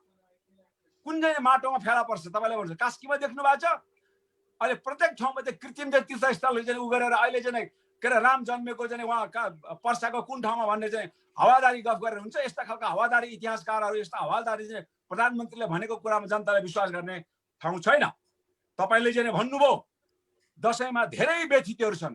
नम्बर 1 त तपाईँ एउटा चाहिँ इतिहासकार हो, तपाईँ एउटा चाहिँ नारी अभियन्ताकारी हो भने मलाई तपाईँले भोलि टिकाको दिन तपाईँको गाउँको छेउमा तपाईँभन्दा बढी उमेर भएको एकजना दलित होला, त्यो दलितको हातबाट तपाईँ टिका लाएर देखाउनुहोस्, अनि म मान्दछु तपाईँको न्याय र समानताको कुरा। के अरे चाहिँ आर्थिक रूपले चाहिँ बाहुन भन्दा पनि धनी चाहिँ दलितलाई एउटा झोपडीमा बस्ने बाहुनले चाहिँ दशैंको टिका लाउने यो कहाँको न्यायको कुरा हो? त्यसकारण म भन्छु यो दशैंको नाउँमा, हिन्दूको नाउँमा दलितको काम चाहिँ खालि जहिले पनि निदा चाहिँ के अरे टोपी यसरी माथि सारेर चाहिँ बाहुनको हातको टिका थाप्ने होइन। अब यो प्रचलनको अन्त हुनुपर्छ। दलितहरूको हातबाट हामी गाउँघरमा चाहिँ हाम्रा गाउँमा पनि दलितहरू छन्, त्यहाँका चाहिँ दलितहरू चाहिँ हामीभन्दा अग्र दलितहरूलाई हामी आमाको नाउँबाट कि मामाको साइनो लाउँछौँ, बाबाको नाउँबाट कि काकाको साइनो लाउँछौँ, भएन आफ्नै आफै उमेरको दाजुभाइको साइनो लाउँछौँ। अनि सामाजिक साइनो चाहिँ त्यो लाउने, धार्मिक व्यवहार चाहिँ जहिले पनि अछुतो हुने यो कसैले स्वीकार्न सक्छ? त्यसकारणले चाहिँ म भन्छु हाम्रा चाहिँ इतिहासकारहरूले भन्नुहुन्छ कि जब हामी चाहिँ आफ्नो चाहिँ अधिकारको लागि, समानताको लागि जब हाम्रो चेतना स्तर चाहिँ वृद्धि हुन्छन्, हामी बहस पैरवी गर्ने हाम्रो क्षमतामा विकास हुन्छन्, तब उहाँले के भन्नुहुन्छ भने यो चाहिँ युरोपियन डलरले यो चाहिँ हाम्रो चाहिँ सामाजिक सद्भाव, सहिष्णुता, यो धार्मिक चाहिँ बिगार्न। धार्मिक सहिष्णुता कहाँ छ? अहिले हामीले विद्रोह नगरेको तपाईँ याद गर्नुहोस्। अहिले पनि टुडीखेलमा गणतन्त्र राज्य व्यवस्थामा अहिले पनि टुडीखेलमा फुलपाती बढाइ हुन्छ, त्यहाँ राष्ट्रपति आउँछ, त्यहाँ प्रधानमन्त्री आउँछ, राज्यको ढुकुटीबाट त्यहाँ करोडौं अरबौं रुपियाँ चाहिँ खर्च गरेर दशैंको हर्ष बढाइ हुन्छ। हामीले भनेका छौँ यो रोकिनुपर्छ। यो धर्मनिरपेक्ष नेपालमा अब यस्तो खालको हिन्दू दिने के अरे चाडपर्वहरूलाई मात्र मान्यता दिनुहुन्न। यदि हुन्न भने त्यो सहिष्णुतावाद टुट्न सक्छ। कुनै दिन त्यो चाहिँ सेनाको घेराभित्र चाहिँ दसैँको फुलपाती बढाइ गर्ने ती राष्ट्रपति र प्रधानमन्त्रीलाई यहाँका नेवारहरूले जो हिन्दू थिएनन् फुलपाती बढाइ के अरे गोर्खाको चाहिँ फुलपाती ल्याएर यहाँका नेवारहरूलाई पृथ्वीनारायण शाहको शासन सत्ता आयो भन्ने जरी एउटा त्रास मानसिक त्रास पैदा गर्नलाई गोर्खाको फुलपाती ल्याएर टुडीखेलमा चाहिँ राखेर हर्ष बढाइ गरेर जुन प्रकारको चाहिँ विभेदकारी चाहिँ चाडपर्व छ त्यसलाई अन्त गर्नुपर्छ। होइन भने कुनै दिन गुठी विधेयकको विरुद्धमा जसरी नेवारहरू उठे नि त्यो के भन्छ गोर्खाको फुलपाती ल्याएर यहाँ टुडीखेलमा फुलपाती बढाइ गर्ने त्यो चाडको विरुद्धमा यहाँका आदिवासी नेवार र यहाँका आदिवासीहरूले चारैतिर घेरा हालेर यो देशको प्रधानमन्त्री र राष्ट्रपतिलाई कुनै दिन इट्टाले चाहिँ हत्या गर्नु नपरोस्। यो हाम्रो तर्फबाट चेतावनी हो। हिजो राणा शासनमा हुँदा पनि त्यही चाहिँ के अरे नस्लवादी बाहुनहरूको हातबाट टिका लाउनु पर्ने, पञ्चायतमा पनि त्यही बाहुनको हातबाट टिका लाउनु पर्ने, बौद्धले के बौद्ध व्यवस्था त्यही बाहुनको हातबाट टिका लाउनु पर्ने, गणतन्त्रात्मक राज्य व्यवस्था त्यही बाहुनको हातबाट टिका लाउनु पर्ने। के हाम्रो चाहिँ निदा जहिले पनि टिका लाउनुको लागि बनाएको हो? त्यसकारण तपाईँ भन्दै हुन्छ नि बिना प्रमाण नबोल्नु। तपाईँ जस्तो इतिहासकारहरूले त्यो उहिलेका किम्बदन्तीहरू त्यो उहिलेका चाहिँ परपूर्वकालका ग्रन्थहरू जनिको बारेमा बोले होइन। वर्तमान नेपालको सन्दर्भमा तपाईँले चाहिँ आफ्नो हिन्दू धर्म र दसैँको चाहिँ विश्लेषण गर्ने हो। त्यसकारण मैले भनेको छु हिजो हिन्दू अधिराज्य हुँदा हिन्दू राजा हुँदा जे भयो यसलाई एक हदसम्म राजनीतिक चाहिँ अतिक्रमण हामीले बिर्स्यौँ। अब त धर्मनिरपेक्ष हो। अब यहाँ धर्मनिरपेक्ष हो। तपाईँले भन्नुभयो तपाईँको दसैँमा 15-15 दिन चाडपर्वको छुट्टी हुने अनि हाम्रो लोसारमा दिएको एक दिनको सार्वजनिक बिदा काट्नु पाइन्छ? त्यसकारण हाम्रो चाहिँ के अरे बिनाजी तपाईँको चाहिँ शब्द एउटा फिर्ता लिनु होला। जब जब चाहिँ महिलाहरूले आफ्नो अधिकारको लागि उठ्छ, सामाजिक संरचना बिग्रिन्छ, भाले के अरे पोथी बास्यो भने के अरे अलक्षिणा लाग्छ भन्ने खालको जस्तै गरेर जब हामीले धार्मिक समानता गरेर धार्मिक सहिष्णुताको कुरा उठा तपाईँलाई भड्काउने काम, समाज बिथोल्ने काम गर्नु कृपया यस्तो खालको चाहिँ के अरे अपशब्दहरू प्रयोग नगर्नु होला आफ्नो अभिव्यक्तिहरू दिँदाखेरि। न्यायको लडाइँमा जो मान्छे चाहिँ पीडित छ, पीडितको के अरे भन्छ व्यथा होइन, मार हान्नेको चाहिँ के अरे खुकुरीले त त्यो गर्दन थाप्ने चाहिँ बाख्राको चाहिँ पीडा त त्यो मार हान्ने खुकुरीले चाल पाउँदैन नि। त्यसको अचानकको चाहिँ पीडा खुकुरीले थाहा पाउँदैन। के अरे बिनाजी तपाईँ एउटा चाहिँ सम्भ्रान्त के अरे ब्राह्मण कुलबाट जन्मेको अति हिन्दूवादी सोचले चाहिँ ग्रसित भएको मान्छे हुनुहुन्छ। तपाईँले अरू धर्मको कसरी सम्मान गरेर तपाईँले जान्नुहुन्न। तपाईँ आज अलिकति पनि अरू धर्मको सम्मान गर्ने तपाईँमा हैसियत भएको भए मैले भन्छु तपाईँलाई चुनौती भयो। तपाईँ भोलि तपाईँको गाउँको घरको छेउको तपाईँभन्दा जेठो उमेर भएको एउटा दलितबाट चाहिँ टिका थाप्नुहोस्, खुट्टा ढोग्नुहोस्, अनि म तपाईँको छेउमा फेरि दसैँको टिका लाउनु म तपाईँको छेउमा आउनेछु। हुन्छ अङ्काजी सर, हामीले तपाईँको पनि विचार सुनिसकेका छौँ। हामीले दुवै वक्ताको तर्फबाट आफ्नो विचार सुनिसकेका छौँ। यति बेला हामी दसैँको वैज्ञानिक विश्लेषण इतिहासदेखि वर्तमानसम्म भ्रम र यथार्थ राजनीतिक कार्यक्रममा छौँ। हामीसँग हुनुहुन्छ त्रिभुवन विश्वविद्यालय संस्कृति विभागकी पूर्व विभागीय प्रमुख एवं संस्कृति अध्येता प्राध्यापक डाक्टर वीणा पौडेल र नेपाल आदिवासी जनजाति महासङ्घका पूर्व महासचिव एवं राजनीतिज्ञ कर्मी अङ्काजी शेर्पा। यति बेला जुम र फेसबुक मार्फत जोडिनुभएका साथीहरू, अब म तपाईँहरूको बिचमा आउन चाहन्छु। सहभागीको तर्फबाट हामीले प्रश्न लिनेछौँ। यदि तपाईँहरूसँग प्रश्न छन् भने कृपया हामीलाई दुईटै माध्यमबाट तपाईँहरूले प्रश्न राख्न सक्नुहुनेछ। फेसबुक मार्फत जोडिनुभएका साथीहरूले कृपया टेक्स्ट बक्समा गएर आफ्नो प्रश्नहरूलाई राख्नुहोला। हामी सकेसम्म तपाईँहरूको प्रश्नलाई समेट्ने कोसिस गर्नेछौँ। त्यस्तै गरी जुम मार्फत जोडिनुभएका साथीहरूले प्रष्ट रूपमा अडियो र टेक्स्ट दुवै रूपमा चाहिँ आफ्नो प्रश्नहरूलाई राख्न चाहन सक्नुहुन्छ। यति बेला भने म यो फ्लोर ओपन गर्न चाहन्छु। यदि कोही प्रश्न राख्न चाहनुहुन्छ भने कृपया आफ्नो ह्यान्ड रेज गर्नुहोला र त्यसअनुसार हामी तपाईँहरूलाई क्रमिक रूपमा पालो दिनेछौँ। मैले देखिरहेको छु ग्यालेक्सी A70 सुरुवाती क्रमदेखि नै हात उठाइरहनु भएको छ। कृपया तपाईँसँग प्रश्न छ भने राखिदिनु होला र अन्य सहभागी हुनुभएका महानुभावहरूले प्रश्न राख्न चाहनुहुन्छ भने कृपया तपाईँहरूले पनि ह्यान्ड रेज गर्नुहोला। हामी तपाईँहरूलाई पनि अवसर दिनेछौँ।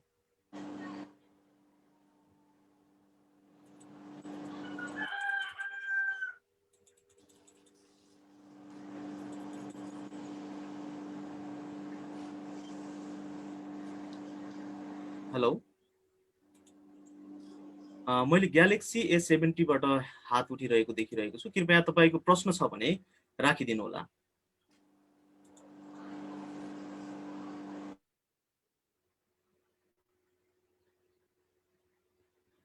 हुन्छ, हामीले प्रश्न आएको पाएनौँ, केही छिनपछि सायद प्रश्न पनि आउला। हामीले फेसबुकमा पनि चेक गरिरहेका छौँ। हजुर, त्यहाँ हात उठाएको मैले देखिराखेको छु कि यता ग्यालेक्सी A70 बाट हात उठाउनु भएको छ उहाँको, त्यो अनम्युट गरेर। रिटर्नमा पनि च्याटमा पनि एउटा प्रश्न आएको थियो जस्तो छ, म हजुरलाई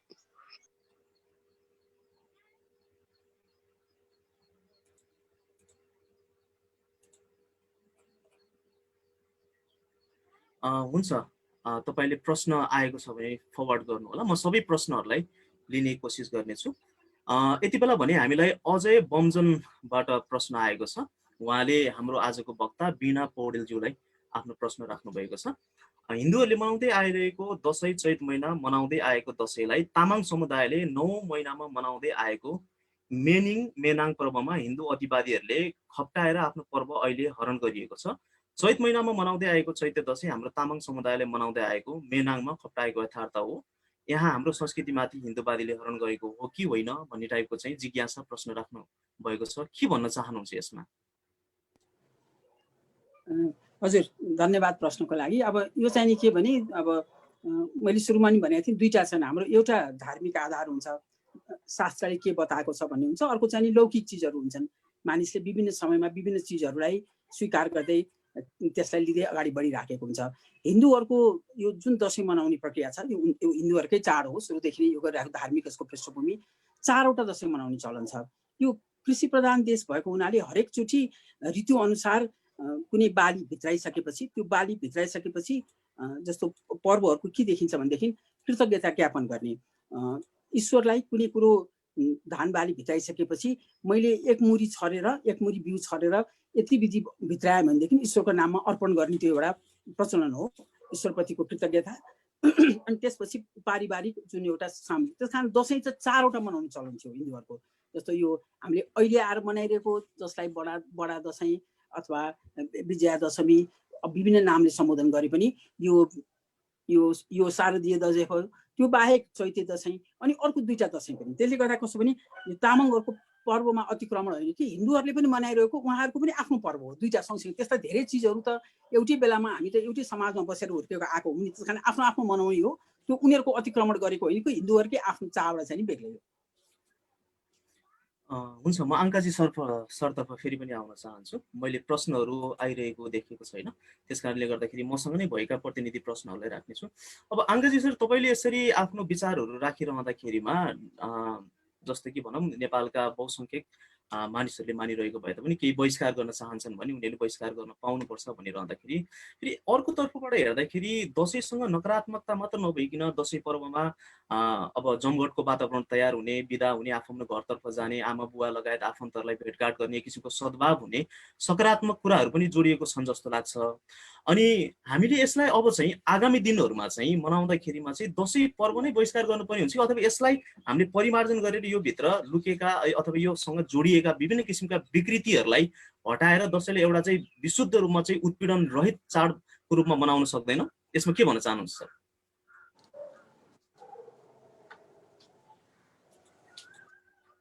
सर हजुरले अनम्युट गर्नु होला है। सरी, दसैँ मान्नेहरूको लागि दसैँ मान्ने उसको नैसर्गिक अधिकार हो।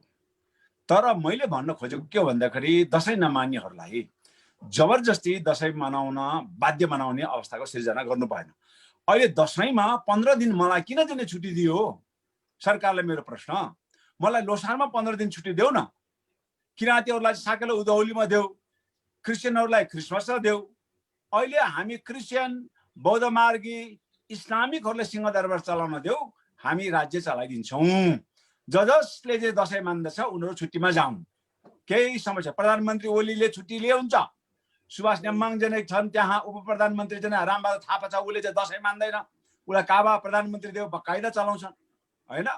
त्यस कारणले म हङकङमा हुँदाखेरि त्यहाँका चाइनिज र हामी नेपाली गोर्खालीहरू त्यहाँसँगै काम गर्थ्यौँ। चाइनिजहरूको न्यु इयर आउँदाखेरि पुरा सैनिक ब्यारेक गोर्खालीले नियन्त्रण लिन्थ्यो, गोर्खालीले चाहिँ सञ्चालन गर्थ्यो। जति बेला फेरि गोर्खालीको चाहिँ चाडपर्व आउँछ त्यति बेला चाइनिजहरूले हामीलाई त्यही खालको सहयोग गर्थ्यो। त्यस कारणले नेपालमा एउटा जातिको चाडपर्व आउँदाखेरि अर्को जातिलाई जबरजस्ती बिदा बस्नुपर्ने अवस्था अन्त हुनु पर्यो। त्यसकारणले दसैँमा हिन्दू धर्मावलम्बी अथवा जसले म दसैँ मान्दछु भन्ने उसलाई अब किन दसैँको मात्रै बोनस दिने? त्यो परिवर्तन गर्नु पर्दैन? धर्मनिरपेक्ष देश होइन कि लोसारको बोनस बन्नु पर्यो कि जसको दिने चाडपर्व उसको बोनस बन्नु पर्यो कि सामान्य सबैलाई चाहिँ के अरे यो मिल्ने चाडपर्व बोनस भत्ता भनेर दिन पर्यो? अब यो हिजो हिन्दू अधिराजा राजा हुँदाखेरि चाहिँ दसैँको बोनस अथवा दसैँ भत्ता भन्थ्यो, अब त त्यो त भन्न पाइँदैन। त्यसकारण चाहिँ हामीले यस्तो कुराहरू हामीले उठायौँ।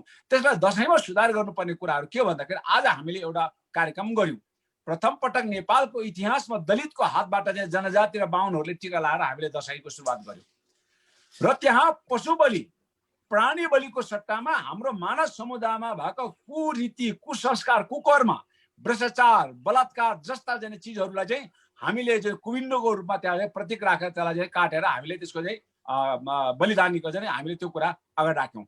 चामल जस्तो एउटा चाहिँ खाने विश्वमा खाद्य सङ्कट छ, मान्छे एक माना चामल खान नपाएर मरिराखेको बेलामा किन दसैँको नाममा त्यत्रो चाहिँ हजारौँ मुरी चामल चाहिँ निधारमा चाहिँ टाँसेर खर्च गरेर न त्यो कुनै चराचुरुङ्गीले खान्छ। त्यही कारण हामीले चामलको ठाउँमा विभिन्न रङ्गी चङ्गी चाहिँ फुलहरूको चाहिँ केस्रा दहीमा मिसाएर फुलको टिका लगायौँ र मान्छेले आजकल बालबच्चा किन जान्छन्? हाम्रो जनजातिको मान्छेहरू बाहुनको घरमा किन पस्छन् टिका लाउनु भन्दाखेरि दक्षिणा पाउँछ भनेर पस्छन्।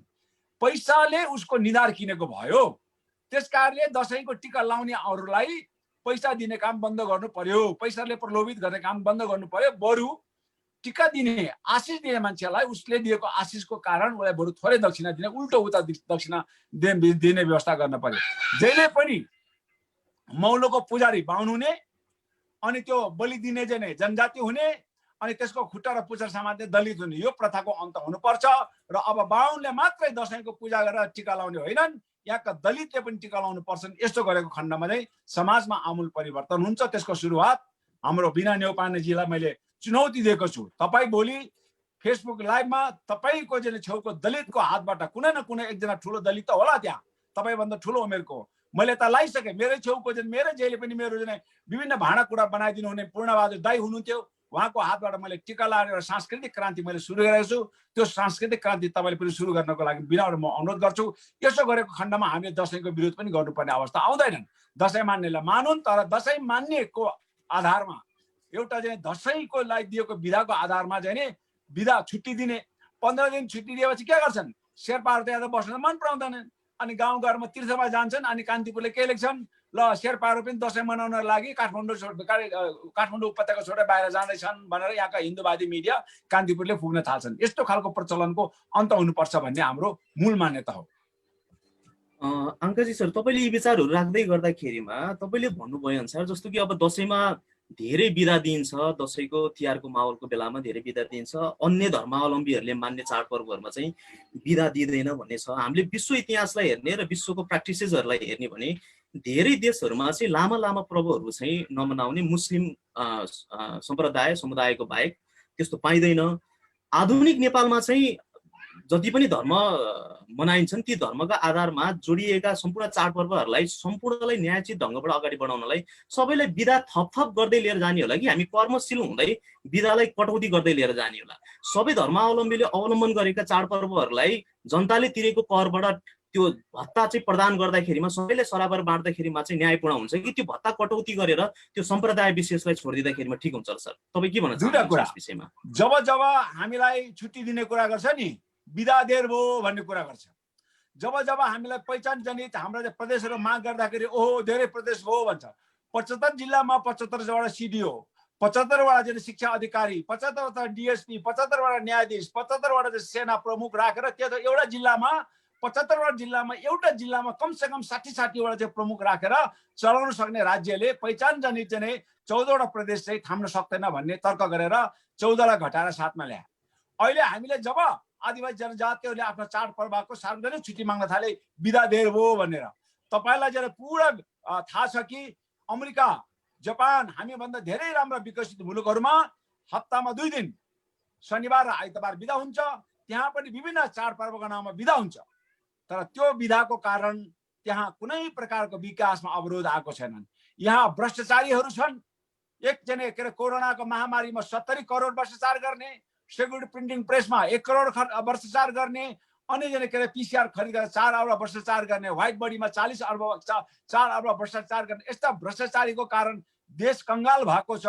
अनि त्यसको चाहिँ नि दोषारोपण चाहिँ छुट्टी बढी भयो भनेर, ठिक छ, छुट्टी बढी भयो भने त्यसको चाहिँ नि समानताको चाहिँ बाँडफाँडको समानताको आधार मैले अघि के भने जुन जुन जाति समुदायले जुन जुन धर्म मान्छ त्यति जाति समुदायलाई त्यसको छुट्टी दियो, सिट दियो। जसले म चाहिँ दसैँ मान्दछु, मेरो धर्म हिन्दू भन्छ, उसलाई हिन्दूको चाडपर्वमा छुट्टी दियो। अब हिन्दूको चाडपर्वमा शेर्पाको बालबच्चाले छुट्टी बस्छ, अनि शेर्पाको लोसारमा स्कुलमा चाहिँ परीक्षा सञ्चालन हुँदै जिम्मेवारी तपाईँ लिने हो? कसले लिन्छ यसको जिम्मेवारी? हामीले आज जबरजस्ती हाई काटेर बस्नु परेको छ। ब्याङ्क हामी चलाउन सक्दैनौँ, सिंहदरबार हामी चलाउन सक्दैनौँ, प्रहरी प्रशासन हामी चलाउन सक्दैनौँ।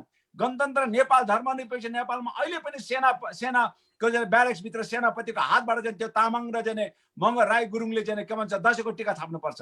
जबकि धर्मनिरपेक्ष घोषणा गरेपछि चाहिँ के अरे गोर्खा फौजमा चाहिँ त्यहाँका चाहिँ हिजो हिन्दू पण्डित मात्र लाने ठाउँमा अहिले चाहिँ लामाहरू लागेर त्यहाँ पूजा गर्ने विधि सुरु भइसक्यो। धर्मनिरपेक्ष नेपालमा घोषणा हुन्छ, कार्यान्वयन ब्रिटिसले गर्छ। नेपालमा धर्मनिरपेक्ष घोषणा भइसक्यो, अहिले पनि सेना प्रहरीहरू त्यही चाहिँ एकात्मक चाहिँ हिजो हिन्दू राजा र हिन्दू अधिराज्य हुँदा बखतको प्रचलन निरन्तरता दिन्छ। अनि यो कसरी चाहिँ सहयोग हुन सक्छ? त्यस कारणले के भन्छु भन्दाखेरि यसलाई समान विभाजन गर्ने हो, यो विधालाई समानताको आधारमा यसलाई चाहिँ विभाजन गर्ने भने मैले भन्ने 2-3 तरिका छ। पहिलो नम्बर 1 त जसको आफ्नो के अरे धर्म संस्कृति त्यही जाति समुदायलाई बिदा दिउँ, राष्ट्रिय सार्वजनिक बिदा घोषणा नगरौँ, चलाइरहन्छन्, जनताको सेवा गरिरहन्छन्। होइन, बिदा दिने हो भने सबै जाति चाडपर्वलाई समानुपातिक ढङ्गले चाहिँ बिदाहरू चाहिँ व्यवस्थित गर्न पर्यो भन्न म चाहन्छु।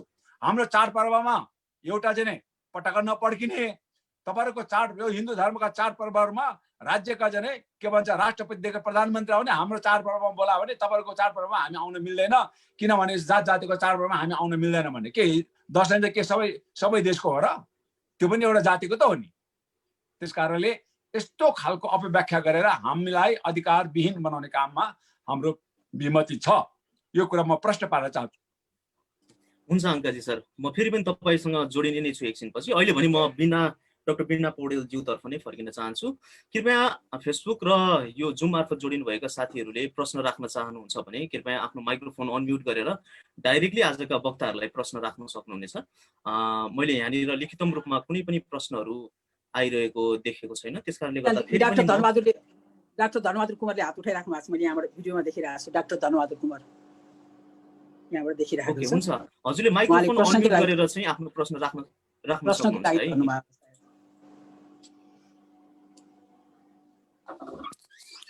हेलो हजुर सर, आफ्नो प्रश्न सटिक रूपमा स्पष्ट रूपमा राख्न सक्नुहुन्छ। होइन, सटिक भन्दा पनि यहाँ त व्याख्याकै कुरा आउने भइसक्यो है। कुरा चाहिँ धेरै छन् भाइ। अब तपाईँलाई म आफ्नो परिचय दिएँ, म professor doctor Dhanbahadur D B Kunwar है। अब इतिहास संस्कृति सन्दर्भकै कुरा आएको हुनाले हिस्ट्रीकै कुरा आयो। अब यो कुराहरू चाहिँ अब दुवैजना वक्ताहरू चाहिँ एउटा चाहिँ प्रखर राजनीतिकै पर्नुभयो, एकजना प्रखर विद्वान पर्नुभयो है। दुवैजनाको कुरा सुनियो हामीले चाहिँ।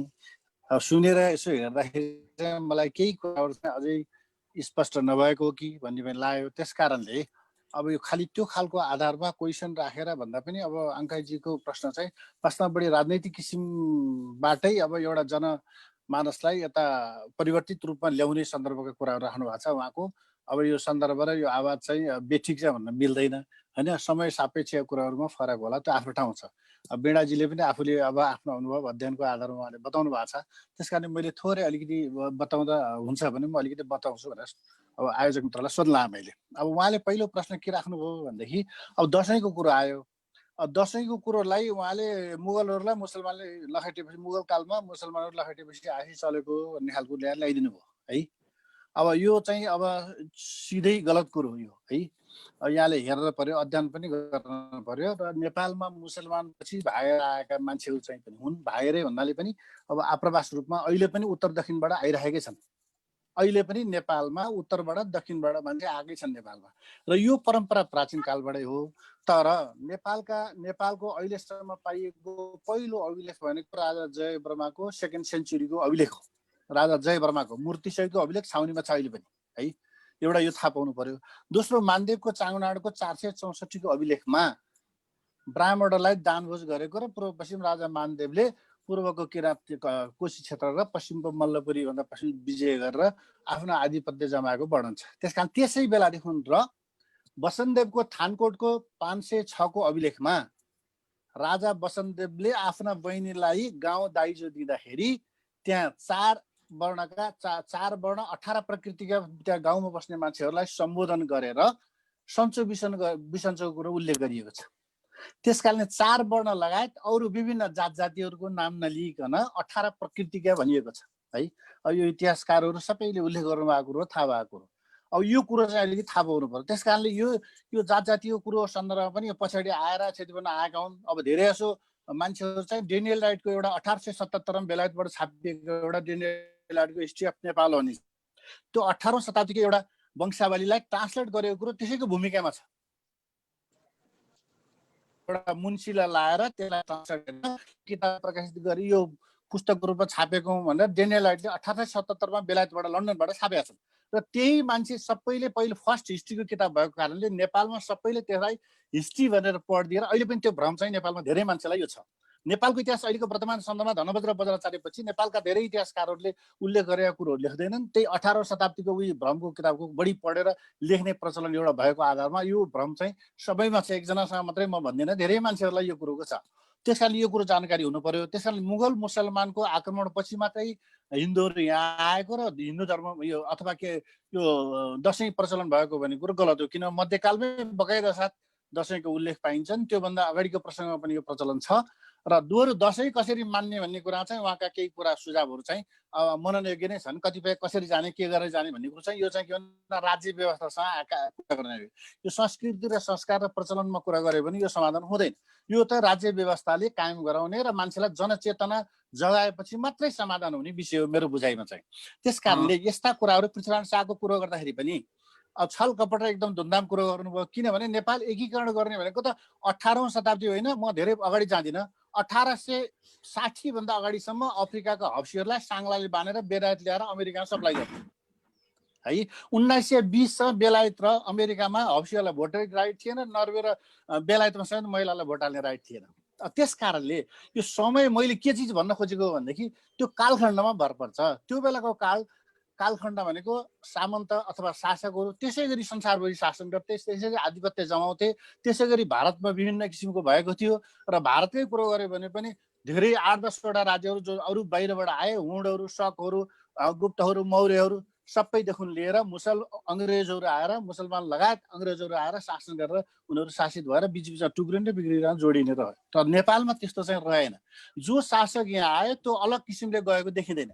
यहाँ नेपालमा के छ भनेदेखि जुन शासक आयो त्यो शासकले त्यसका जनताहरूलाई आफ्नो त्यो बेलाको परम्परा अनुसार आदरपूर्वकै राखेको देखिन्छ है।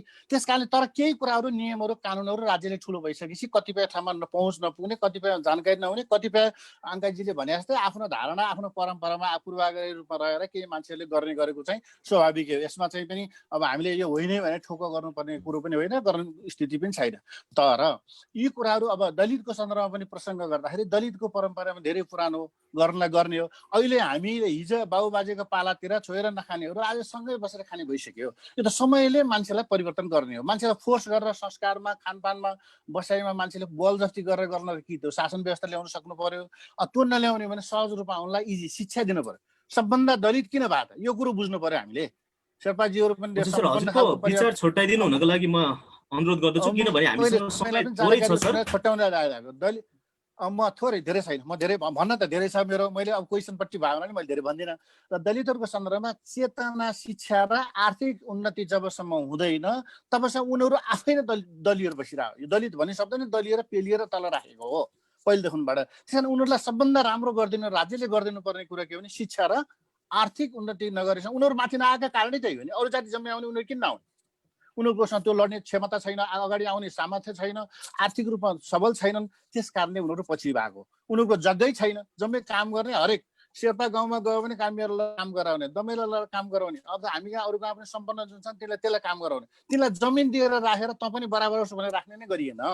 यो नै यहीँनिर हाम्रो सामाजिक डिफेक्ट नै हो, सामाजिक परम्पराकै डिफेक्ट हो। त्यस कारणले यो किसिमले लाँदा चाहिँ राम्रो हो। र नाक कान काटेको कुरा पनि भनौँ न, यहाँले थाहा पाउनु पर्यो जुन घटना घटेको 112 वर्षपछि लेखिएको वंशावलीमा 1877 को डेनियल राइटले लेखेको वंशावलीमा त्यो कुरो परेबाट पनि बुझिन्छ। त्यसकारणले नाककान काटेको कुरो केही हो, तर सबै जति हल्ला गरेर 6000 धार्ने काट्ने हो भने त यहाँ त लाखौँ मान्छे हुनुपर्छ त्यो बेलामा।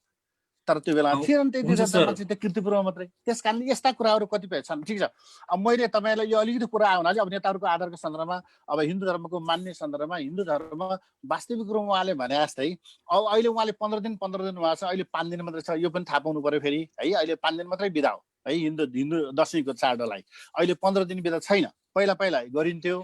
यो गणतन्त्र पछि अथवा यो बहुदलको पछि चाहिँ आइसकेपछि यसलाई घटाएर अहिले 5 दिन गरेको छ। उहाँले भने जस्तै कारण एउटा मैले त यो कुरो बारेमा मैले पनि उठाएको थिएँ, किन भेट गरिन्छ भनेर कुनै प्रसङ्गमा एउटा उठाउँदाखेरि सरकारी तर्फबाट नि के आयो भनेदेखि राज्यमा हुँदाखेरि अधिकांश छेत्री बाहुनहरू चाहिँ अब छेत्री भन्दा नि ब्राह्मणहरू बढी छ, कर्मचारीहरूमा छेत्री बाहुनहरू अथवा यिनीहरू भइराख्ने, उनीहरू गइदिएपछि कामै नहुने हुनाले यो खालको गर्न गाह्रो भन्ने खालको परम्परामा रहेको। उहाँको सुझाव ठिक छ, यो कुरालाई चाहिँ मैले अभिमत चाहिँ मान्दिनँ। काम गर्नलाई अरू भएकाले काम गर्दा पनि हुन्छ, कि उनीहरूलाई मिलाउन सक्नु पर्ला। हस्, धन्यवाद।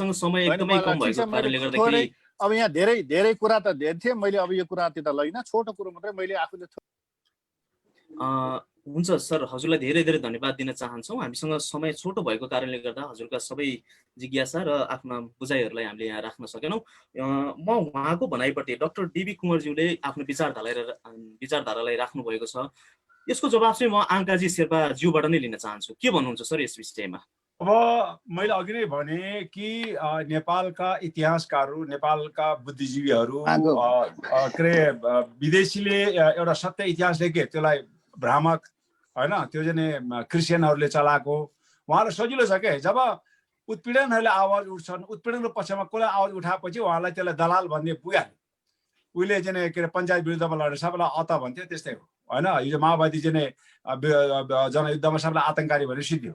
आतङ्ककारी गोली पनि ठोक्न पायो, दलाल भनेपछि हिर्काउन पनि पायो, मार्न पनि पायो। त्यही कारण उहाँहरूको एकदम सजिलो उपाय भनेको यसलाई चाहिँ विदेशीहरूले लेखेको, यसमा साँचो सत्य छैनन्। हामीले बोलेको जति छन् सबै सत्य। मैले भने यदि त्यो सत्य चाहिँ हो भने अहिलेको सत्य के हो र हाम्रो डाक्टर कुँवरजीले के भन्नु पर्यो हो, त्यो बेलाको तत्कालीन समय सापेक्षित दण्ड सजायहरू त्यो होला। तर पृथ्वीनारायण शाहको सन्दर्भमा हामीले कसरी कुरा कट्याउँछौँ भन्दाखेरि युद्धमा दुईटा दुश्मन आम्ने सामने भएपछि एक अर्काले मार्यो, तर युद्ध समाप्त भइसकेपछि हिजो युद्धकालमा आफू पटक परास्त भएको उसको चाहिँ कालु पाण्डे चाहिँ लोकप्रिय चाहिँ सेनापति लगायत चाहिँ उसका हजारौं सेना मारेको प्रतिशोधमा कीर्तिपुरमा चाडपर्व मनाइराखेका जति बाल बच्चाको नाकान काटोस्, चाहे त्यो चाहिँ 10 जनाका काटोस् या 20 जनाका काटोस्, त्यो काट्न आफैमा त्यो चाहिँ मुनासिब होइन। हिजो चाहिँ अफ्रिकनहरूले साङ्ली बाँधेर चाहिँ लग्यो भन्दैमा पृथ्वीनारायण शाहले काट पाउनु चाहिँ त्यो न्याय थियो भन्ने चाहिँ त्यो पुष्टाइ पनि हुन सक्दैन। त्यस कारणले मेरो डाक्टर कुँवरजीलाई भने के भन्दा ठिक छ, हिजो अफ्रिकामा त्यो खालको व्यवस्था थियो, अस्ट्रेलियामा त्यो ढङ्गको व्यवस्था होला, तैले अहिलेको वर्तमान शासकहरूले त्यो हिजो विगतमा चाहिँ राज्यबाट गरेको त्यो जनजातिमाथिको विभेद चाहिँ लागि त उसले त क्षमायाचना गरिसक्यो। त्यो जनजातिमाथि क्षमायाचना गरेर अब उनीहरूलाई अधिकार सम्पन्न बनाउने कानुन बनायो, सम्पन्न हुने संविधानहरू बनायो। तपाईँलाई थाहा छ होला कि अस्ट्रेलियाका प्रत्येक सरकारी कार्यालयमा आदिवासी जनजाति एबोर्जिनिसका झन्डा झुन्डाएको हुन्छन्। त्यहाँको प्रत्येक अहिले पनि यहाँ कुनै चाहिँ भवन निर्माण गर्दाखेरि पण्डित चाहिँ त्यो हिन्दू पण्डित बटुकलाई ल्याएर पूजापाठ गराउँछन्। त्यहाँ चाहिँ कुनै चाहिँ भवन निर्माण गरेर कुनै विशेष कार्यक्रम गर्नु पर्यो, त्यहाँ आदिवासी जनजाति एबोर्जिनिसका पुर्खाको स्मरण गर्नुपर्छ। त्यसकारण हिजो विभिन्न चाहिँ कालखण्डमा शासकले चाहिँ त्यहाँका चाहिँ जाति समुदायमाथि गरेको उत्पीडनको अहिलेको वर्तमान शासकले त्यसको चाहिँ आत्मालोचना गर्नुपर्छ। र अब उपरान्त तपाईँलाई थाहा छ, तपाईँ अमेरिकामा चाहिँ के अरे अमेरिकाको लोकप्रिय राष्ट्रपति बराक ओबामाले हवाईमा गएर के भन्छ तपाईँलाई थाहा छ, हवाईनहरूको अगाडि हात जोडेर उसले चाहिँ शिर निहुराएर भन्यो तिमीहरूको सुशासनको अधिकार हामीले खोसेर ठुलो हामीले गल्ती गरेछ, इतिहासमा हामीले नगर्नुपर्ने भुल गरेछ र त्यो शासनले गरेको राज्यले गरेको त्यो विभेदको विरुद्धमा हामी आत्मालोचना गर्दा अबदेखि हवाईनहरूको चाहिँ सुशासनको अधिकार कहिले खोज्ने छैन भने प्रतिबद्धता जाहेर गर्यो। नेपालका पहाडी ब्राह्मणहरूले त्यो गर्न सकेको छ, एक माथि अर्को चाहिँ थोपर्दैछ। वर्तमान सन्दर्भमा एउटा सेनापतिले चेपाङको चाहिँ छोराको चाहिँ घर चलाउन पाइन्छ? एउटा चाहिँ स्वास्नी मार्ने चाहिँ स्वास्नीलाई चाहिँ आउने परीक्षामा स्वास्नीले आगोमा जलाएर खाने रञ्जन कोइराला चाहिँ छुट्दाखेरि गाई गोरु चाहिँ मासु खाने मान्छेलाई 12 वर्ष जेल सजाय दिनु पाउँछ? तपाईले लेखेको इतिहासहरू सब दिग्भ्रमित भ्रमपूर्ण छ। पृथ्वीनारायण शाह राष्ट्र एकताको प्रतीक थियो भनेर मैले पनि पढेको थिएँ सानो कालमा। तर अहिले आएर मैले बुझ्दाखेरि पृथ्वीनारायण शाहले गोर्खा के अरे अङ्ग्रेजी सेनाको त्यो सिन्धुली गढीमा एउटा मान्छेलाई बाहेक कुनै ठाउँमा पृथ्वीनारायण शाहले अङ्ग्रेजी सेना मारेको छ। तर मलाई थाहा छ बाँके बर्दियामा मुसलमान र थारू मारे, बजाङ बाजुरामा भोटे मारे, यो के अरे काठमाडौँ वरिपरिको तामाङ मारे, काठमाडौँको नेवार मारे, पूर्वको लिम्बुवा र किराँतका मान्छे मारे। जति सैनिक मार्यो अङ्ग्रेज सेना मार्यो भने त्योभन्दा बढी चाहिँ पृथ्वीनारायण त्यो पछिको शाहवंशीय शासकहरूले चाहिँ हाम्रो चाहिँ मान्छे मारेर चाहिँ यो देशको शासन सत्ता हातमा लिइराखेको छ। यो इतिहास तपाईँ लेख्नु भएको छ। डाक्टर कुमारजीलाई मेरो प्रश्न, बिना पौडेलजीलाई त्यो आँट छ? तपाईँ आज एउटा बाहुनको के अरे दलितको हातबाट टिका लगाउन नसक्ने इतिहासकारहरूले यो इतिहास परिवर्तन गर्ने आँट छ? अनि जो मानिसहरूलाई कुनै त्रास छैन त्यो इतिहास, हिजो चाहिँ सत्य इतिहास बोक्ने चाहिँ के अरे हाम्रो चाहिँ के अरे विष्टजी के अरे डोरबहादुर विष्टको हत्या भयो, तपाईँले खोज्नु भएको छ? आज चाहिँ के अरे चाहिँ जातको प्रश्नकोमा राजेश हमालले चाहिँ जात प्रथाको अन्त्य हुनुपर्छ भन्दाखेरि सिङ्गो चाहिँ नस्लवादी चाहिँ विद्वानहरू उसको विरुद्धमा लागेछ। त्यसको विरुद्धमा तपाईँले बोल्ने आँट छ? त्यसकारण म भन्छु हामीलाई पढाएका सम्पूर्ण इतिहासहरू गलत रहेछन्, ती भ्रमित रहेछन्। आज हामीले छानबिन गर्यौं, साँचो इतिहास पृथ्वीनारायण शाह जनहत्यारा हो। जनहत्याराको जन्म दिवस राष्ट्रिय एकता दिवस। एकता के को आधारमा हुन्छ? सहमतिको आधारमा हुन्छ। जबरजस्ती लादेर एकता हुन्छ? तपाईँलाई मैले चाहिँ दिएको खानुपर्छ, मैले दिएको लाउनुपर्छ, मेरो भाषा बोल्नुपर्छ, मेरो धर्म मान्नुपर्छ भने एकता हुन्छ? एकता भनेको ल अङ्काजी तिमी धर्म मान्न, तिम्रो भाषा बोला, तिम्रो लुगा लगाऊ, तिमी आफै चाहिँ शासनमा बस भनेर भन्यो भने त्यो एकता हुन्छ।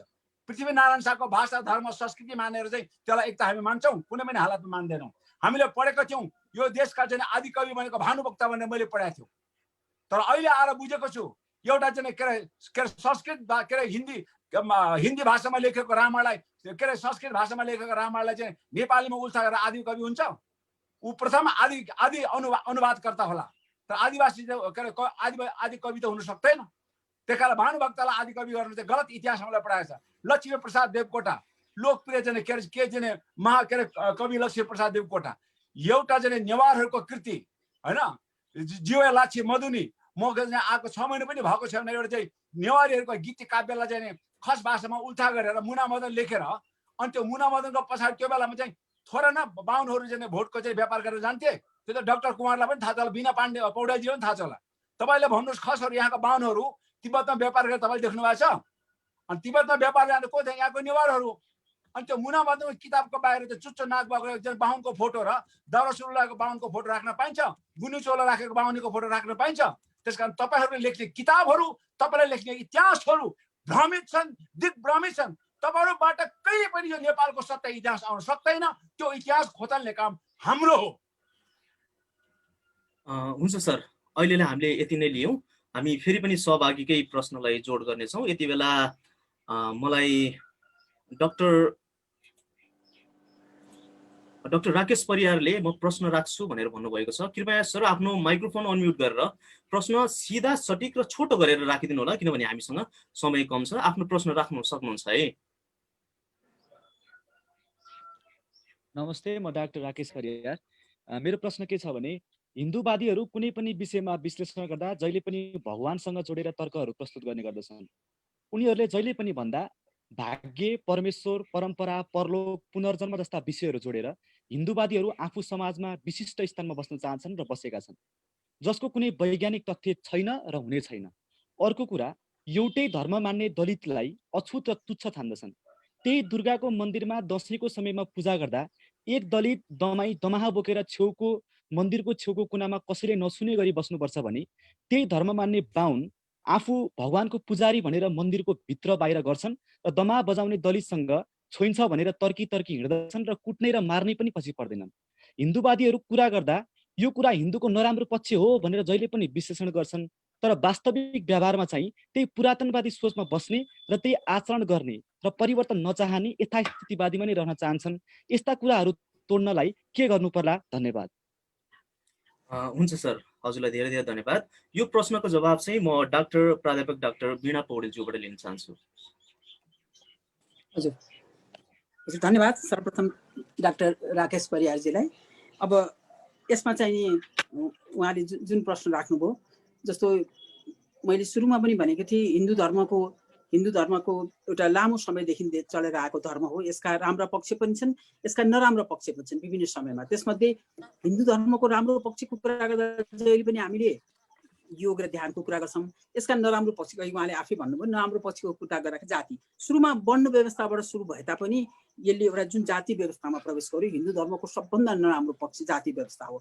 हामी अहिलेको युगमा, आजको युगमा हामी कहाँ ऐन कानुनले जाति प्रथा छैन, तर पनि मानिसको मानसिकतामा चाहिने जाति प्रथा हरेक ठाउँमा त्यो जाति प्रथा रहेको छ। त्यो यसको सबभन्दा नराम्रो कुरीति हो। त्यसकारण के भनेदेखि हामीले यो प्रथा, यो जातीय प्रथालाई चाहिँ नि जस्तो ऐन कानुनले मात्रै होइन, हामी सबैजनाले एउटा शिक्षा हुनु पर्यो, अर्को चेतना हुनु पर्यो। दुईटा चिज चाहिने रहेछ। दुईटा चिज भएर समाजमा हरेकजनाले यसको, किनभने हामी आक्रोशमा आएर हुने कुरो होइन, यो बारम्बार लागेर समाजमा बुझाएर हामी मानिस भनेको सबै एउटै हो है, सबैको रगत रातो छ। मानिस जम्मा दुईटा जात हुन्छ, एउटा पुरुष एउटा महिला भनेर हामीले सम्झाउन सक्नुपर्छ। त्यो चाहिँ हाम्रो कमी कमजोरी हो। यो यसको चाहिँ उहाँले जुन भन्नुभयो त्यसको लागि हामी छैनौँ। जस्तो मैले अघि आङ्काजीले प्रश्न गर्नुभएको थियो, यो तपाईँ दलितबाट कसैबाट टिका थाप्नुहुन्छ भनेर, म त्यसको प्रश्न पनि यसैमा जोडेर दिन चाहन्छु।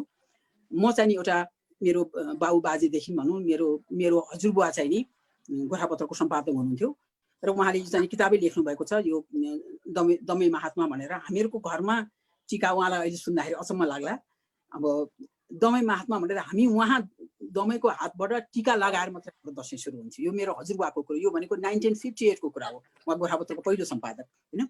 त्यसकारण आज त मैले मेरो व्यक्तिगत कुरा बेग्लै भयो। मैले दलितलाई कुन सम्मान गर्छु, मेरो घरमा दलित, त्यो मेरो आफ्नो व्यक्तिगत कुरा हो। तर आमको मान्छेको कुरा गर्नुपर्ने हुन्छ, हामीले समुदायको कुरा गर्नुपर्ने हुन्छ। उहाँले त्यो प्रश्न सोध्दा भएर उहाँले 8 छ भनेर सोध्नु भएको थियो। म होइन, म त अझ 3 पुस्ता पर भएँ होइन। अहिले त धेरै समाज फराकिलो भयो। मेरो हजुरबुवाको पालामा जुन बेलाको समाज त्यति सङ्कुचित थियो, त्यो बेलामा पनि हामी चाहिँ नि दमै मात्रै नभएर त्यसमा दमै महात्मा भन्ने उहाँले लेख्नै भएको छ किताब, त्यो प्रमाणकै रूपमा किताब छ सन्तहरूको। त्यसमा चाहिँ नि उहाँले त्यो गर्नुभएको छ। म त्यो कुरा पनि उहाँलाई एउटा अहिले कुरा भन्न चाहेँ प्रसङ्गमा। र डाक्टर राकेश परियारजीको कुरोमा चाहिँ नि यो कमी कमजोरी छन्, यो कमी कमजोरीलाई हामीले नै हटाउने हो। यो धर्म भनेको चाहिँ नि कुनै कसैले लेखेको होइन, हामीले लेखेको एउटा समाज। कुनै बेला 4000 वर्ष अगाडि लेखेको कुरो ठिक थियो होला, तर आज ती गलत चिजहरू छन्। कति गलत चिजहरू हामीले चाहिँ नि सम्मेलन गर्नुपर्छ, सभा गर्नुपर्छ, त्यसलाई हटाउनुपर्छ। ऐन कानुनले मात्रै भएर हुन, मानसिकताबाट हटाउनुपर्छ। सबभन्दा ठुलो कुरो त्यो चिज रहेछ। त्यसकारण ऐन कानुनले त हटेको छ, तर खोइ त हट्यो, समाजमा त अझै भनेपछि हामीले चाहिँ नि चेतना र शिक्षा दुईटा चिज चाहिन्छ। त्यो दुईटै चिजको बारे यो हटाउनुपर्छ भन्न चाहन्छु। हुन्छ, हजुरको जवाफको लागि धेरै धन्यवाद दिन चाहन्छौँ। अब भने हामी लगभग कार्यक्रमको अन्त्यतिर पनि आइसकेका छौँ। हामीले सहभागीको प्रश्नहरूलाई पनि जोड गरिरहेका छौँ।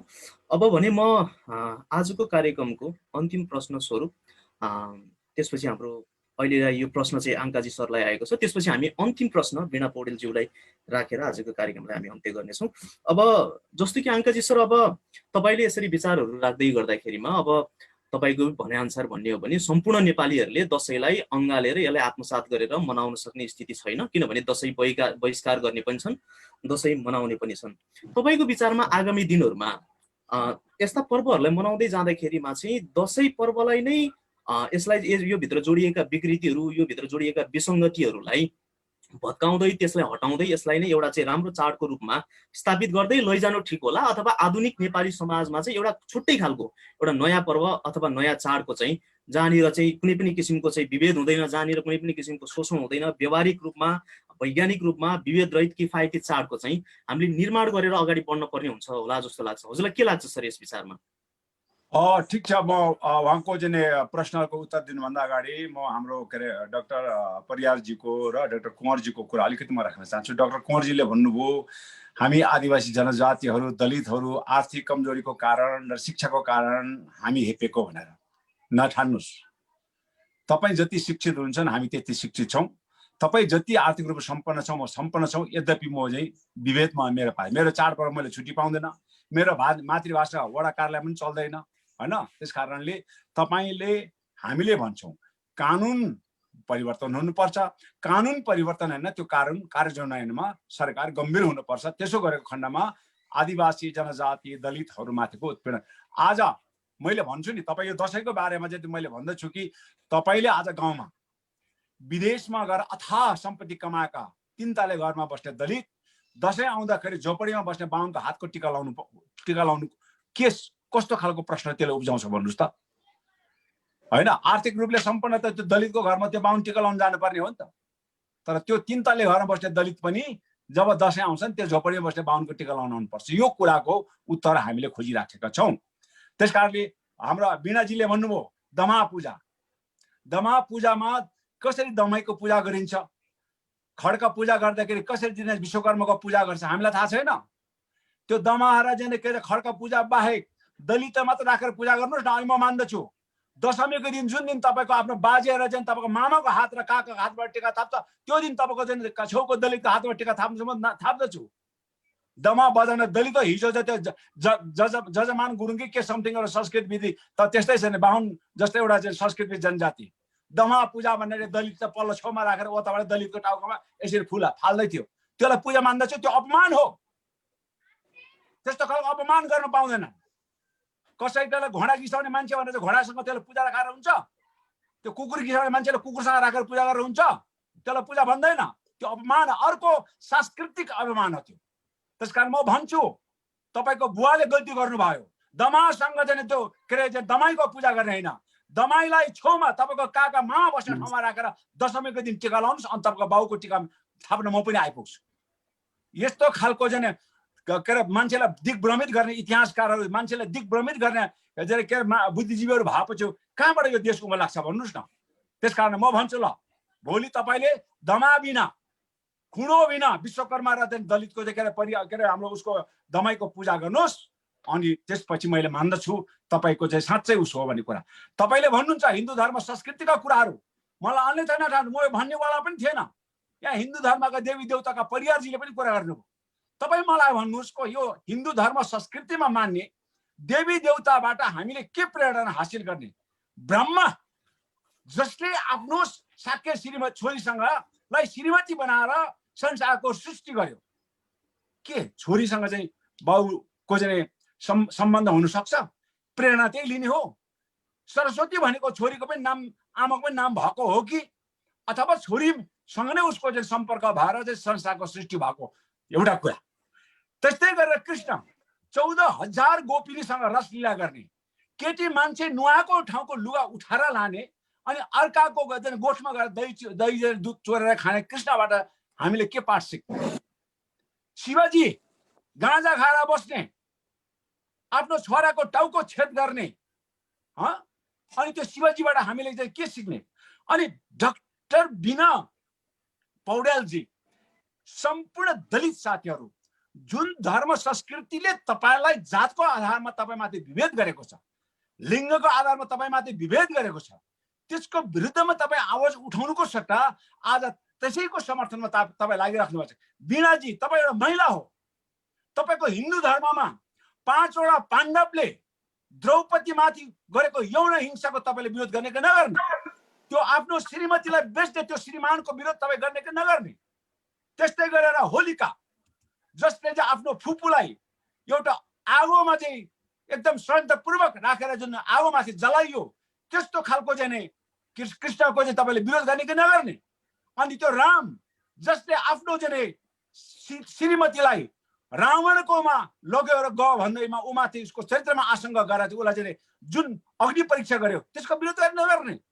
त्यसकारण हिन्दू धर्म संस्कृति युद्धको मात्र व्याख्या गर्ने, एकले अर्कालाई सन्टा गरेर मारेको काटेको बाहेक हिन्दू धर्मबाट हामीले पढ्ने शिक्षा के हो? तपाईँले मान्ने देवी देवता होइन त?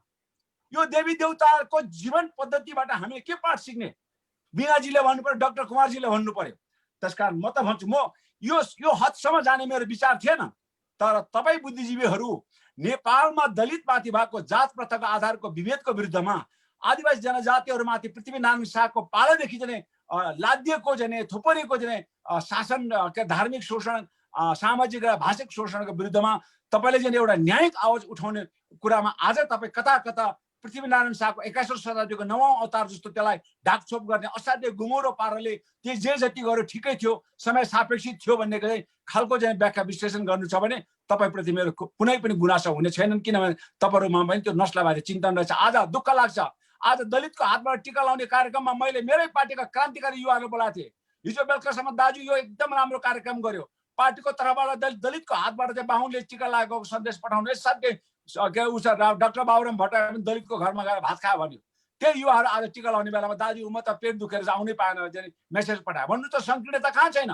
संकीर्णता माओवादीको 10 जनयुद्ध लड्ने प्रचण्ड भित्र देखियो, साम्यवादको लडाइँ केपी ओली भित्र देखियो, के भन्छ राज संस्था चाहिने के अरे कमल थापा भित्र देखियो र प्रजातन्त्रको चाहिँ बहाली गर्ने चाहिँ यो के अरे शेरबहादुर भित्र देखियो, युवा चाहिँ नेता गणेश के अरे युवा नेता गगन थापा भित्र देखियो। त्यस कारण त्यो जातीय संकीर्णता धार्मिक संकीर्णताबाट मुक्त नभएसम्म यत्रो बहुधार्मिक बहुसांस्कृतिक र बहुजातीय मुलुक उँभो लाग्न सक्दैन। त्यसकारण अघि हाम्रो डाक्टर कुँवरलाई म फेरि पनि स्मरण गर्न चाहन्छु, आदिवासी जनजाति भनेको यो नेपालमा मात्र होइन, आदिवासी जनजाति मलेसियामा छ, वराङ्गस्ली भन्छ, अस्ट्रेलियामा छ एबोर्जिन भन्छ, अमेरिकामा छ नेटिभ अमेरिकन भन्छ, क्यानाडामा छ माओरी भन्छ, के अरे चाहिँ चाइनामा छ एथनिक माइनोरिटी भन्छ। 86% हान जातिहरू भएको ठाउँमा त्यहाँ चाहिँ मात्र 14% सरी 96% हान जाति र 4% जुन त्यहाँको एथनिक माइनोरिटी छ उनीहरूलाई दिएको अधिकारको बारेमा तपाईँले बुझ्नुभयो भने तपाईँको जिब्रो बाहिर निस्किन्छ। उनीहरूलाई चाहिँ अरू चाइनिजलाई 2टा सन्तान उत्पादन गर्ने उसलाई 3टा सन्तान उत्पादन गर्ने अधिकार छ। उनीहरूलाई प्रत्येक विकास निर्माणको सन्दर्भमा उनीहरूको चाहिँ भाषा धर्म संस्कृति लोप हुने अवस्था चाहिँ गरेको छैन। आज यहाँ चाहिँ विकासको नाउँमा चाहिँ स्वयम्भूको चाहिँ देवी देवता टुट्टे फुट्टे भएछ, विकासको नाउँमा चाहिँ नेवारको चाहिँ जग्गा हडप्ने काम भइरहेको छ। यस्तो चाहिँ जनजातिहरूको विरुद्धमा राज्य सत्ता यस्तो चाहिँ सशक्त ढङ्गले एकदम चाहिँ निर्मम ढङ्गले अगाडि बढिराखेको। तपाईँ जस्तो बुद्धिजीवी इतिहासकारहरू त्यो उहिले चाहिँ के अरे रामायणकालीन युगका चाहिँ दन्त्य कथा चाहिँ कुरा भटभटाएर चाहिँ अहिलेको चाहिँ वर्तमान तथ्यलाई तपाईँ लुकाउनु प्रयास नगर्नुहोस्। त्यसो गर्नुभयो भने तपाईँहरूको इतिहासप्रति विश्वास गर्ने मान्छे तपाईँकै छोराछोरी पनि हुनेवाला छैन। डाक्टर चाहिँ बिना पौड्यालको चाहिँ त्यो इतिहासलाई चाहिँ स्वीकार्न तपाईँको चाहिँ त्यो के अरे छोरी पनि मा पनि आशंका पैदा हुन सक्छ। कारण चाहिँ निष्पक्ष ढङ्गले आफ्ना कुराहरू राख्नुहोस्, कुनै त्रास नगरिकन, कुनै धर्म चाहिँ विशेष कुनै जाति विशेष प्रति पूर्वाग्रही नभएर अथवा पक्षपाती नभइकन निष्पक्ष ढङ्गले एउटा बुद्धिजीवीको कलम चलाउनुहोस्। तपाईँको इतिहास हामीले पनि पढ्न सक्छौँ भन्न म चाहन्छु। हुन्छ अङ्काजी सर, हजुरको विचारलाई हामीले यही नै राख्यौँ। अब म यो अन्तिम प्रश्न स्वरूप जुन प्रश्न मैले अङ्काजी सरलाई राखेँ त्यही प्रश्न वीणा पौडेलज्यूलाई पनि राख्न चाहन्छु। अब जस्तो कि भनौँ हामीलाई धेरै साथीहरूले प्रश्नहरू गरिरहनु भएको छ कि नेपालमा अब यो दसैँ पर्वलाई लिएर मनाउने कि नमनाउने, अथवा चाहिँ यो हिन्दूहरूको हो कि अथवा चाहिँ सम्पूर्ण नेपालीहरूको हो कि भन्ने किसिमको भ्रम र एक किसिमको द्वन्द्व भइराख्दाखेरिमा आगामी दिनमा आधुनिक नेपालमा चाहिँ दसैँलाई नै अब मुख्य राष्ट्रिय पर्वको रूपमा मानेर जाँदाखेरिमा चाहिँ सही हुन्छ, अथवा चाहिँ हामीले आफैले फेरि विश्लेषण गरेर चिन्तन गरेर अनुसन्धान गरेर समग्र जाति समग्र धर्मावलम्बीको बिचमा एकता कायम गर्ने र उनीहरूको बिचमा आपसी प्रेम र सद्भाव कायम गर्ने चाडपर्वको सिर्जना गरेर जाँदाखेरिमा चाहिँ राम्रो हुन्छ होला। मैले अन्तिम प्रश्न राखेँ। हजुर, यसमा 2-3टा कुरा अघि अङ्काजीजीले भन्नुभएको धेरै कुराको यहाँ भनौँ हामीले अब यसको लागि त एउटा बेग्लै बहस राख्नुपर्छ। त्यो भानुभक्तको सम्बन्धमा, लक्ष्मीप्रसाद देवकोटाको सम्बन्धमा, मुना मदनमा त्यही विषयका विज्ञहरूले त्यो सबै कुराहरू त्यो अर्को पक्ष छ। अर्को धर्मको कुरो पनि धेरै उठ्यो। धर्मको कुरो चाहिँ साह्रै एउटा संवेदनशील विषय हो। त्यसमा बोल्दाखेरि हामीले एउटा शब्द पनि विचार गर्नुपर्ने हुन्छ। कसैको धर्ममाथि आक्षेप लगाउनु, कसैको एउटा आस्थामाथि प्रहार गर्नु भनेको साह्रै ठुलो चिज हो। त्यतापट्टि हामी नजाउँ, त्यो चिज अर्कै चिज हो। खालि आजको यो प्रसङ्गमा खालि दसैँको प्रसङ्गको हिसाबमा यो विवाद उठेको थियो र दसैँकै प्रसङ्गको कुरा गरिराख्दा के भने यसमा 2टा चिज भयो।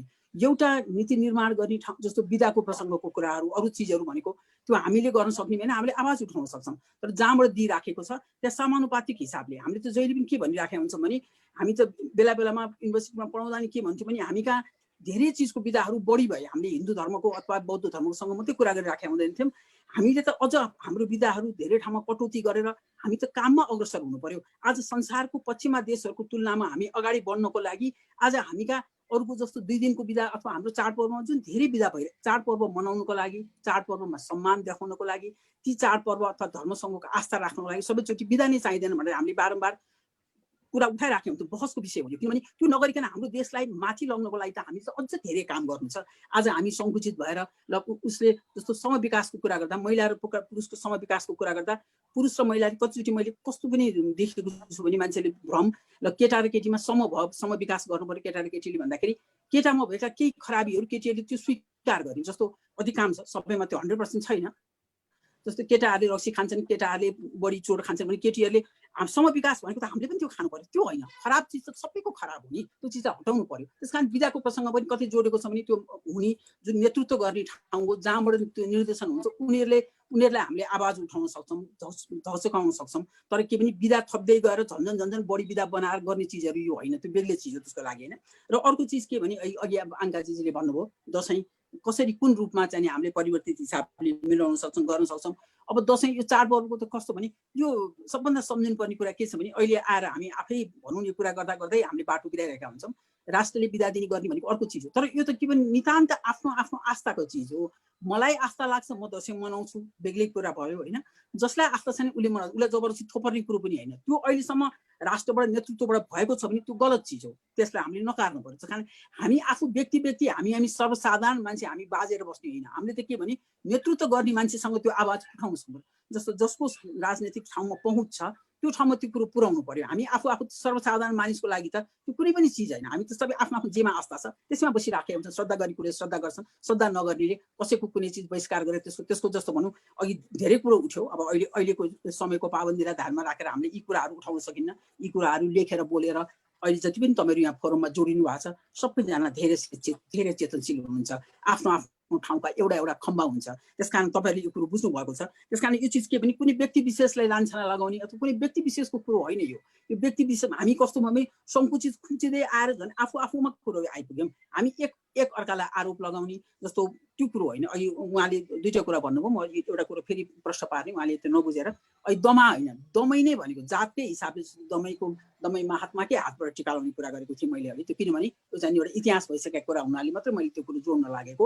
र म चाहिँ कस्तो भने व्यक्तिगत हिसाबले हामी त सबैजना त्यसलाई सम्मान गर्छ, तर हामीले मात्रै गरेर पुगेन, यो समाजमा पुगेको छैन। हामीको जुन जातीय प्रथाको जुन कुरो छ अहिले हामी कहाँ त्यो चाहिँ राष्ट्रबाटै नियमले गर्दा पनि नभएको हुनाले यसमा जति झकझकाउनु पर्ने त्यो कुरो पुगेको छैन। अहिले हामी सबैले अनुभूति गरिरहेका छौँ। त्यसमा चाहिँ सबै हाम्रो कमजोरी छ। त्यसमा चाहिँ यहाँ भएका हामी सबैजना यसको चाहिँ हकदार हौँ। के भने यसको हामी जिम्मेवार लिनुपर्छ। हामीद्वारा लेख्न पर्ने कुरो, बोल्न पर्ने कुरो, सडक नाटक गर्न पर्ने कुरो हामीले गर्न सकेनछौँ। त्यसले गर्दा आज हामी यो अवस्थामा पुगेका छौँ भन्न चाहन्छु म। के भने यो पर्वको कुरो भनेको त धर्म दर्शन भनेको एउटा माथिल्लो चिज हो। त्यसमा आएको चिजहरू यो चाडपर्वहरू भने त्यसका एउटा सामान्य अङ्ग मात्रै हो। त्यसले गर्दाखेरि धर्म र दर्शनको विषयमा बोल्दा चाहिँ कुनै पनि कसैको अरूकाको धर्म दर्शनलाई आधार गर्नुपर्छ। त्यसका पात्रहरूको कुरा गर्नुभयो भनेदेखि त्यो भित्रका पात्रहरूले एउटा चिज देखाएको हुन्छ, त्यस भित्रको दर्शन अर्कै हुन्छ। यो एकदमै गहिरो चिज छ हरेक दर्शनमा। त्यो बौद्ध दर्शनमा छ, त्यो बौद्ध दर्शनको शून्यवाद होस् अथवा मध्य मार्ग होस् अथवा हिन्दू धर्मको दर्शनका कुरा हुन्। यी आम मान्छेले बुझ्ने एउटा तह हुन्छ त्यसको भित्र छ। किनभने त्यो कुरामा हामी नजाउँ, त्यतापट्टि त्यो अर्कै विषयको। हाम्रो आजको सन्दर्भ भनेको चाहिँ खालि हामीले के भनेदेखि हामीलाई कतै अन्याय अत्याचार कुन हिसाबले भइराखेको छ भने हामीले समविकासको कुरा गर्नुपर्छ, हाम्रो आवाज ठाउँमा पुर्याउन सक्नुपर्छ। हामी त सबैजना मिलेर यहाँ जति जम्मा भएका छौँ हामी सबैको एउटा आवाज भएर अन्यायको विरुद्ध आवाज उठाउने मानिस हौँ। हामी यहाँ कुनै जाति विशेषको हिसाबले हेर्ने कि हामी सबैले चाहिँ नि यो हामीलाई अन्याय भएको, दलितलाई अन्याय भएको कुरो अथवा गैर हिन्दूलाई भएको कुरो हामीले नीति निर्माण गर्ने तहसम्म पुर्याउनु पर्यो। उनीहरूले पनि निर्देशन दिनु पर्यो। उनीहरू चाहिँ नेतृत्वमा बसेर सबै तर मारेर बसिराखेका हुन्छौँ। हामी तल मान्छे चाहिँ बेकारमा हामी ठुलो आवाजले कराएर हामी आवाजले बोलेर मात्रै भन्छ। उनीहरूलाई हामीले हाम्रो नेतृत्व गर्ने वर्गसम्म हामी पुग्न सक्नु पर्यो। र त्यो कुरालाई चाहिँ हामीले ठिक ठाउँले आफ्नो आवाज एउटा एक झुन्ड हिसाबले, समूहको हिसाबले, सामूहिक हिसाबले हामी जान सक्नु पर्यो। त्यही चिज हो। हुन्छ, हजुरलाई धेरै धेरै धन्यवाद।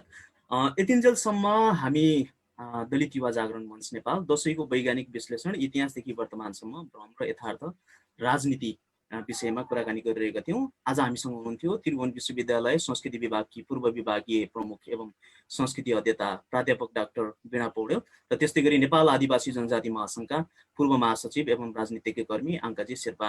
हजुरहरू दुवैजना आइदिएर यसरी हाम्रो कार्यक्रममा आफ्ना विचारहरू राखिदिनु भएको निमित्त हामी सम्पूर्ण टिम हजुरहरूलाई धन्यवाद दिन चाहन्छौँ। हुन्छ, आजको लागि भने हामी बिदा लिन चाहन्छौँ। यतिन्जेलसम्म हामीसँग फेसबुक र जुम मार्फत जोडिएर हेरिरहनुभएका सम्पूर्ण महानुभावहरूलाई पनि धेरै धेरै धन्यवाद दिन चाहन्छौँ। आगामी दिन अर्को हप्ता फेरि यसै समय एउटा नयाँ विषयवस्तु र नयाँ वक्ताका साथमा तपाईँहरूको बिचमा उपस्थित हुने नै छौँ। त्यतिन्जेलसम्मको लागि म आजको सहजकर्ता विकास विश्वकर्मा र दलित युवा जागरण मञ्च नेपालको सम्पूर्ण टिमलाई बिदा दिनुहोस्। नमस्कार।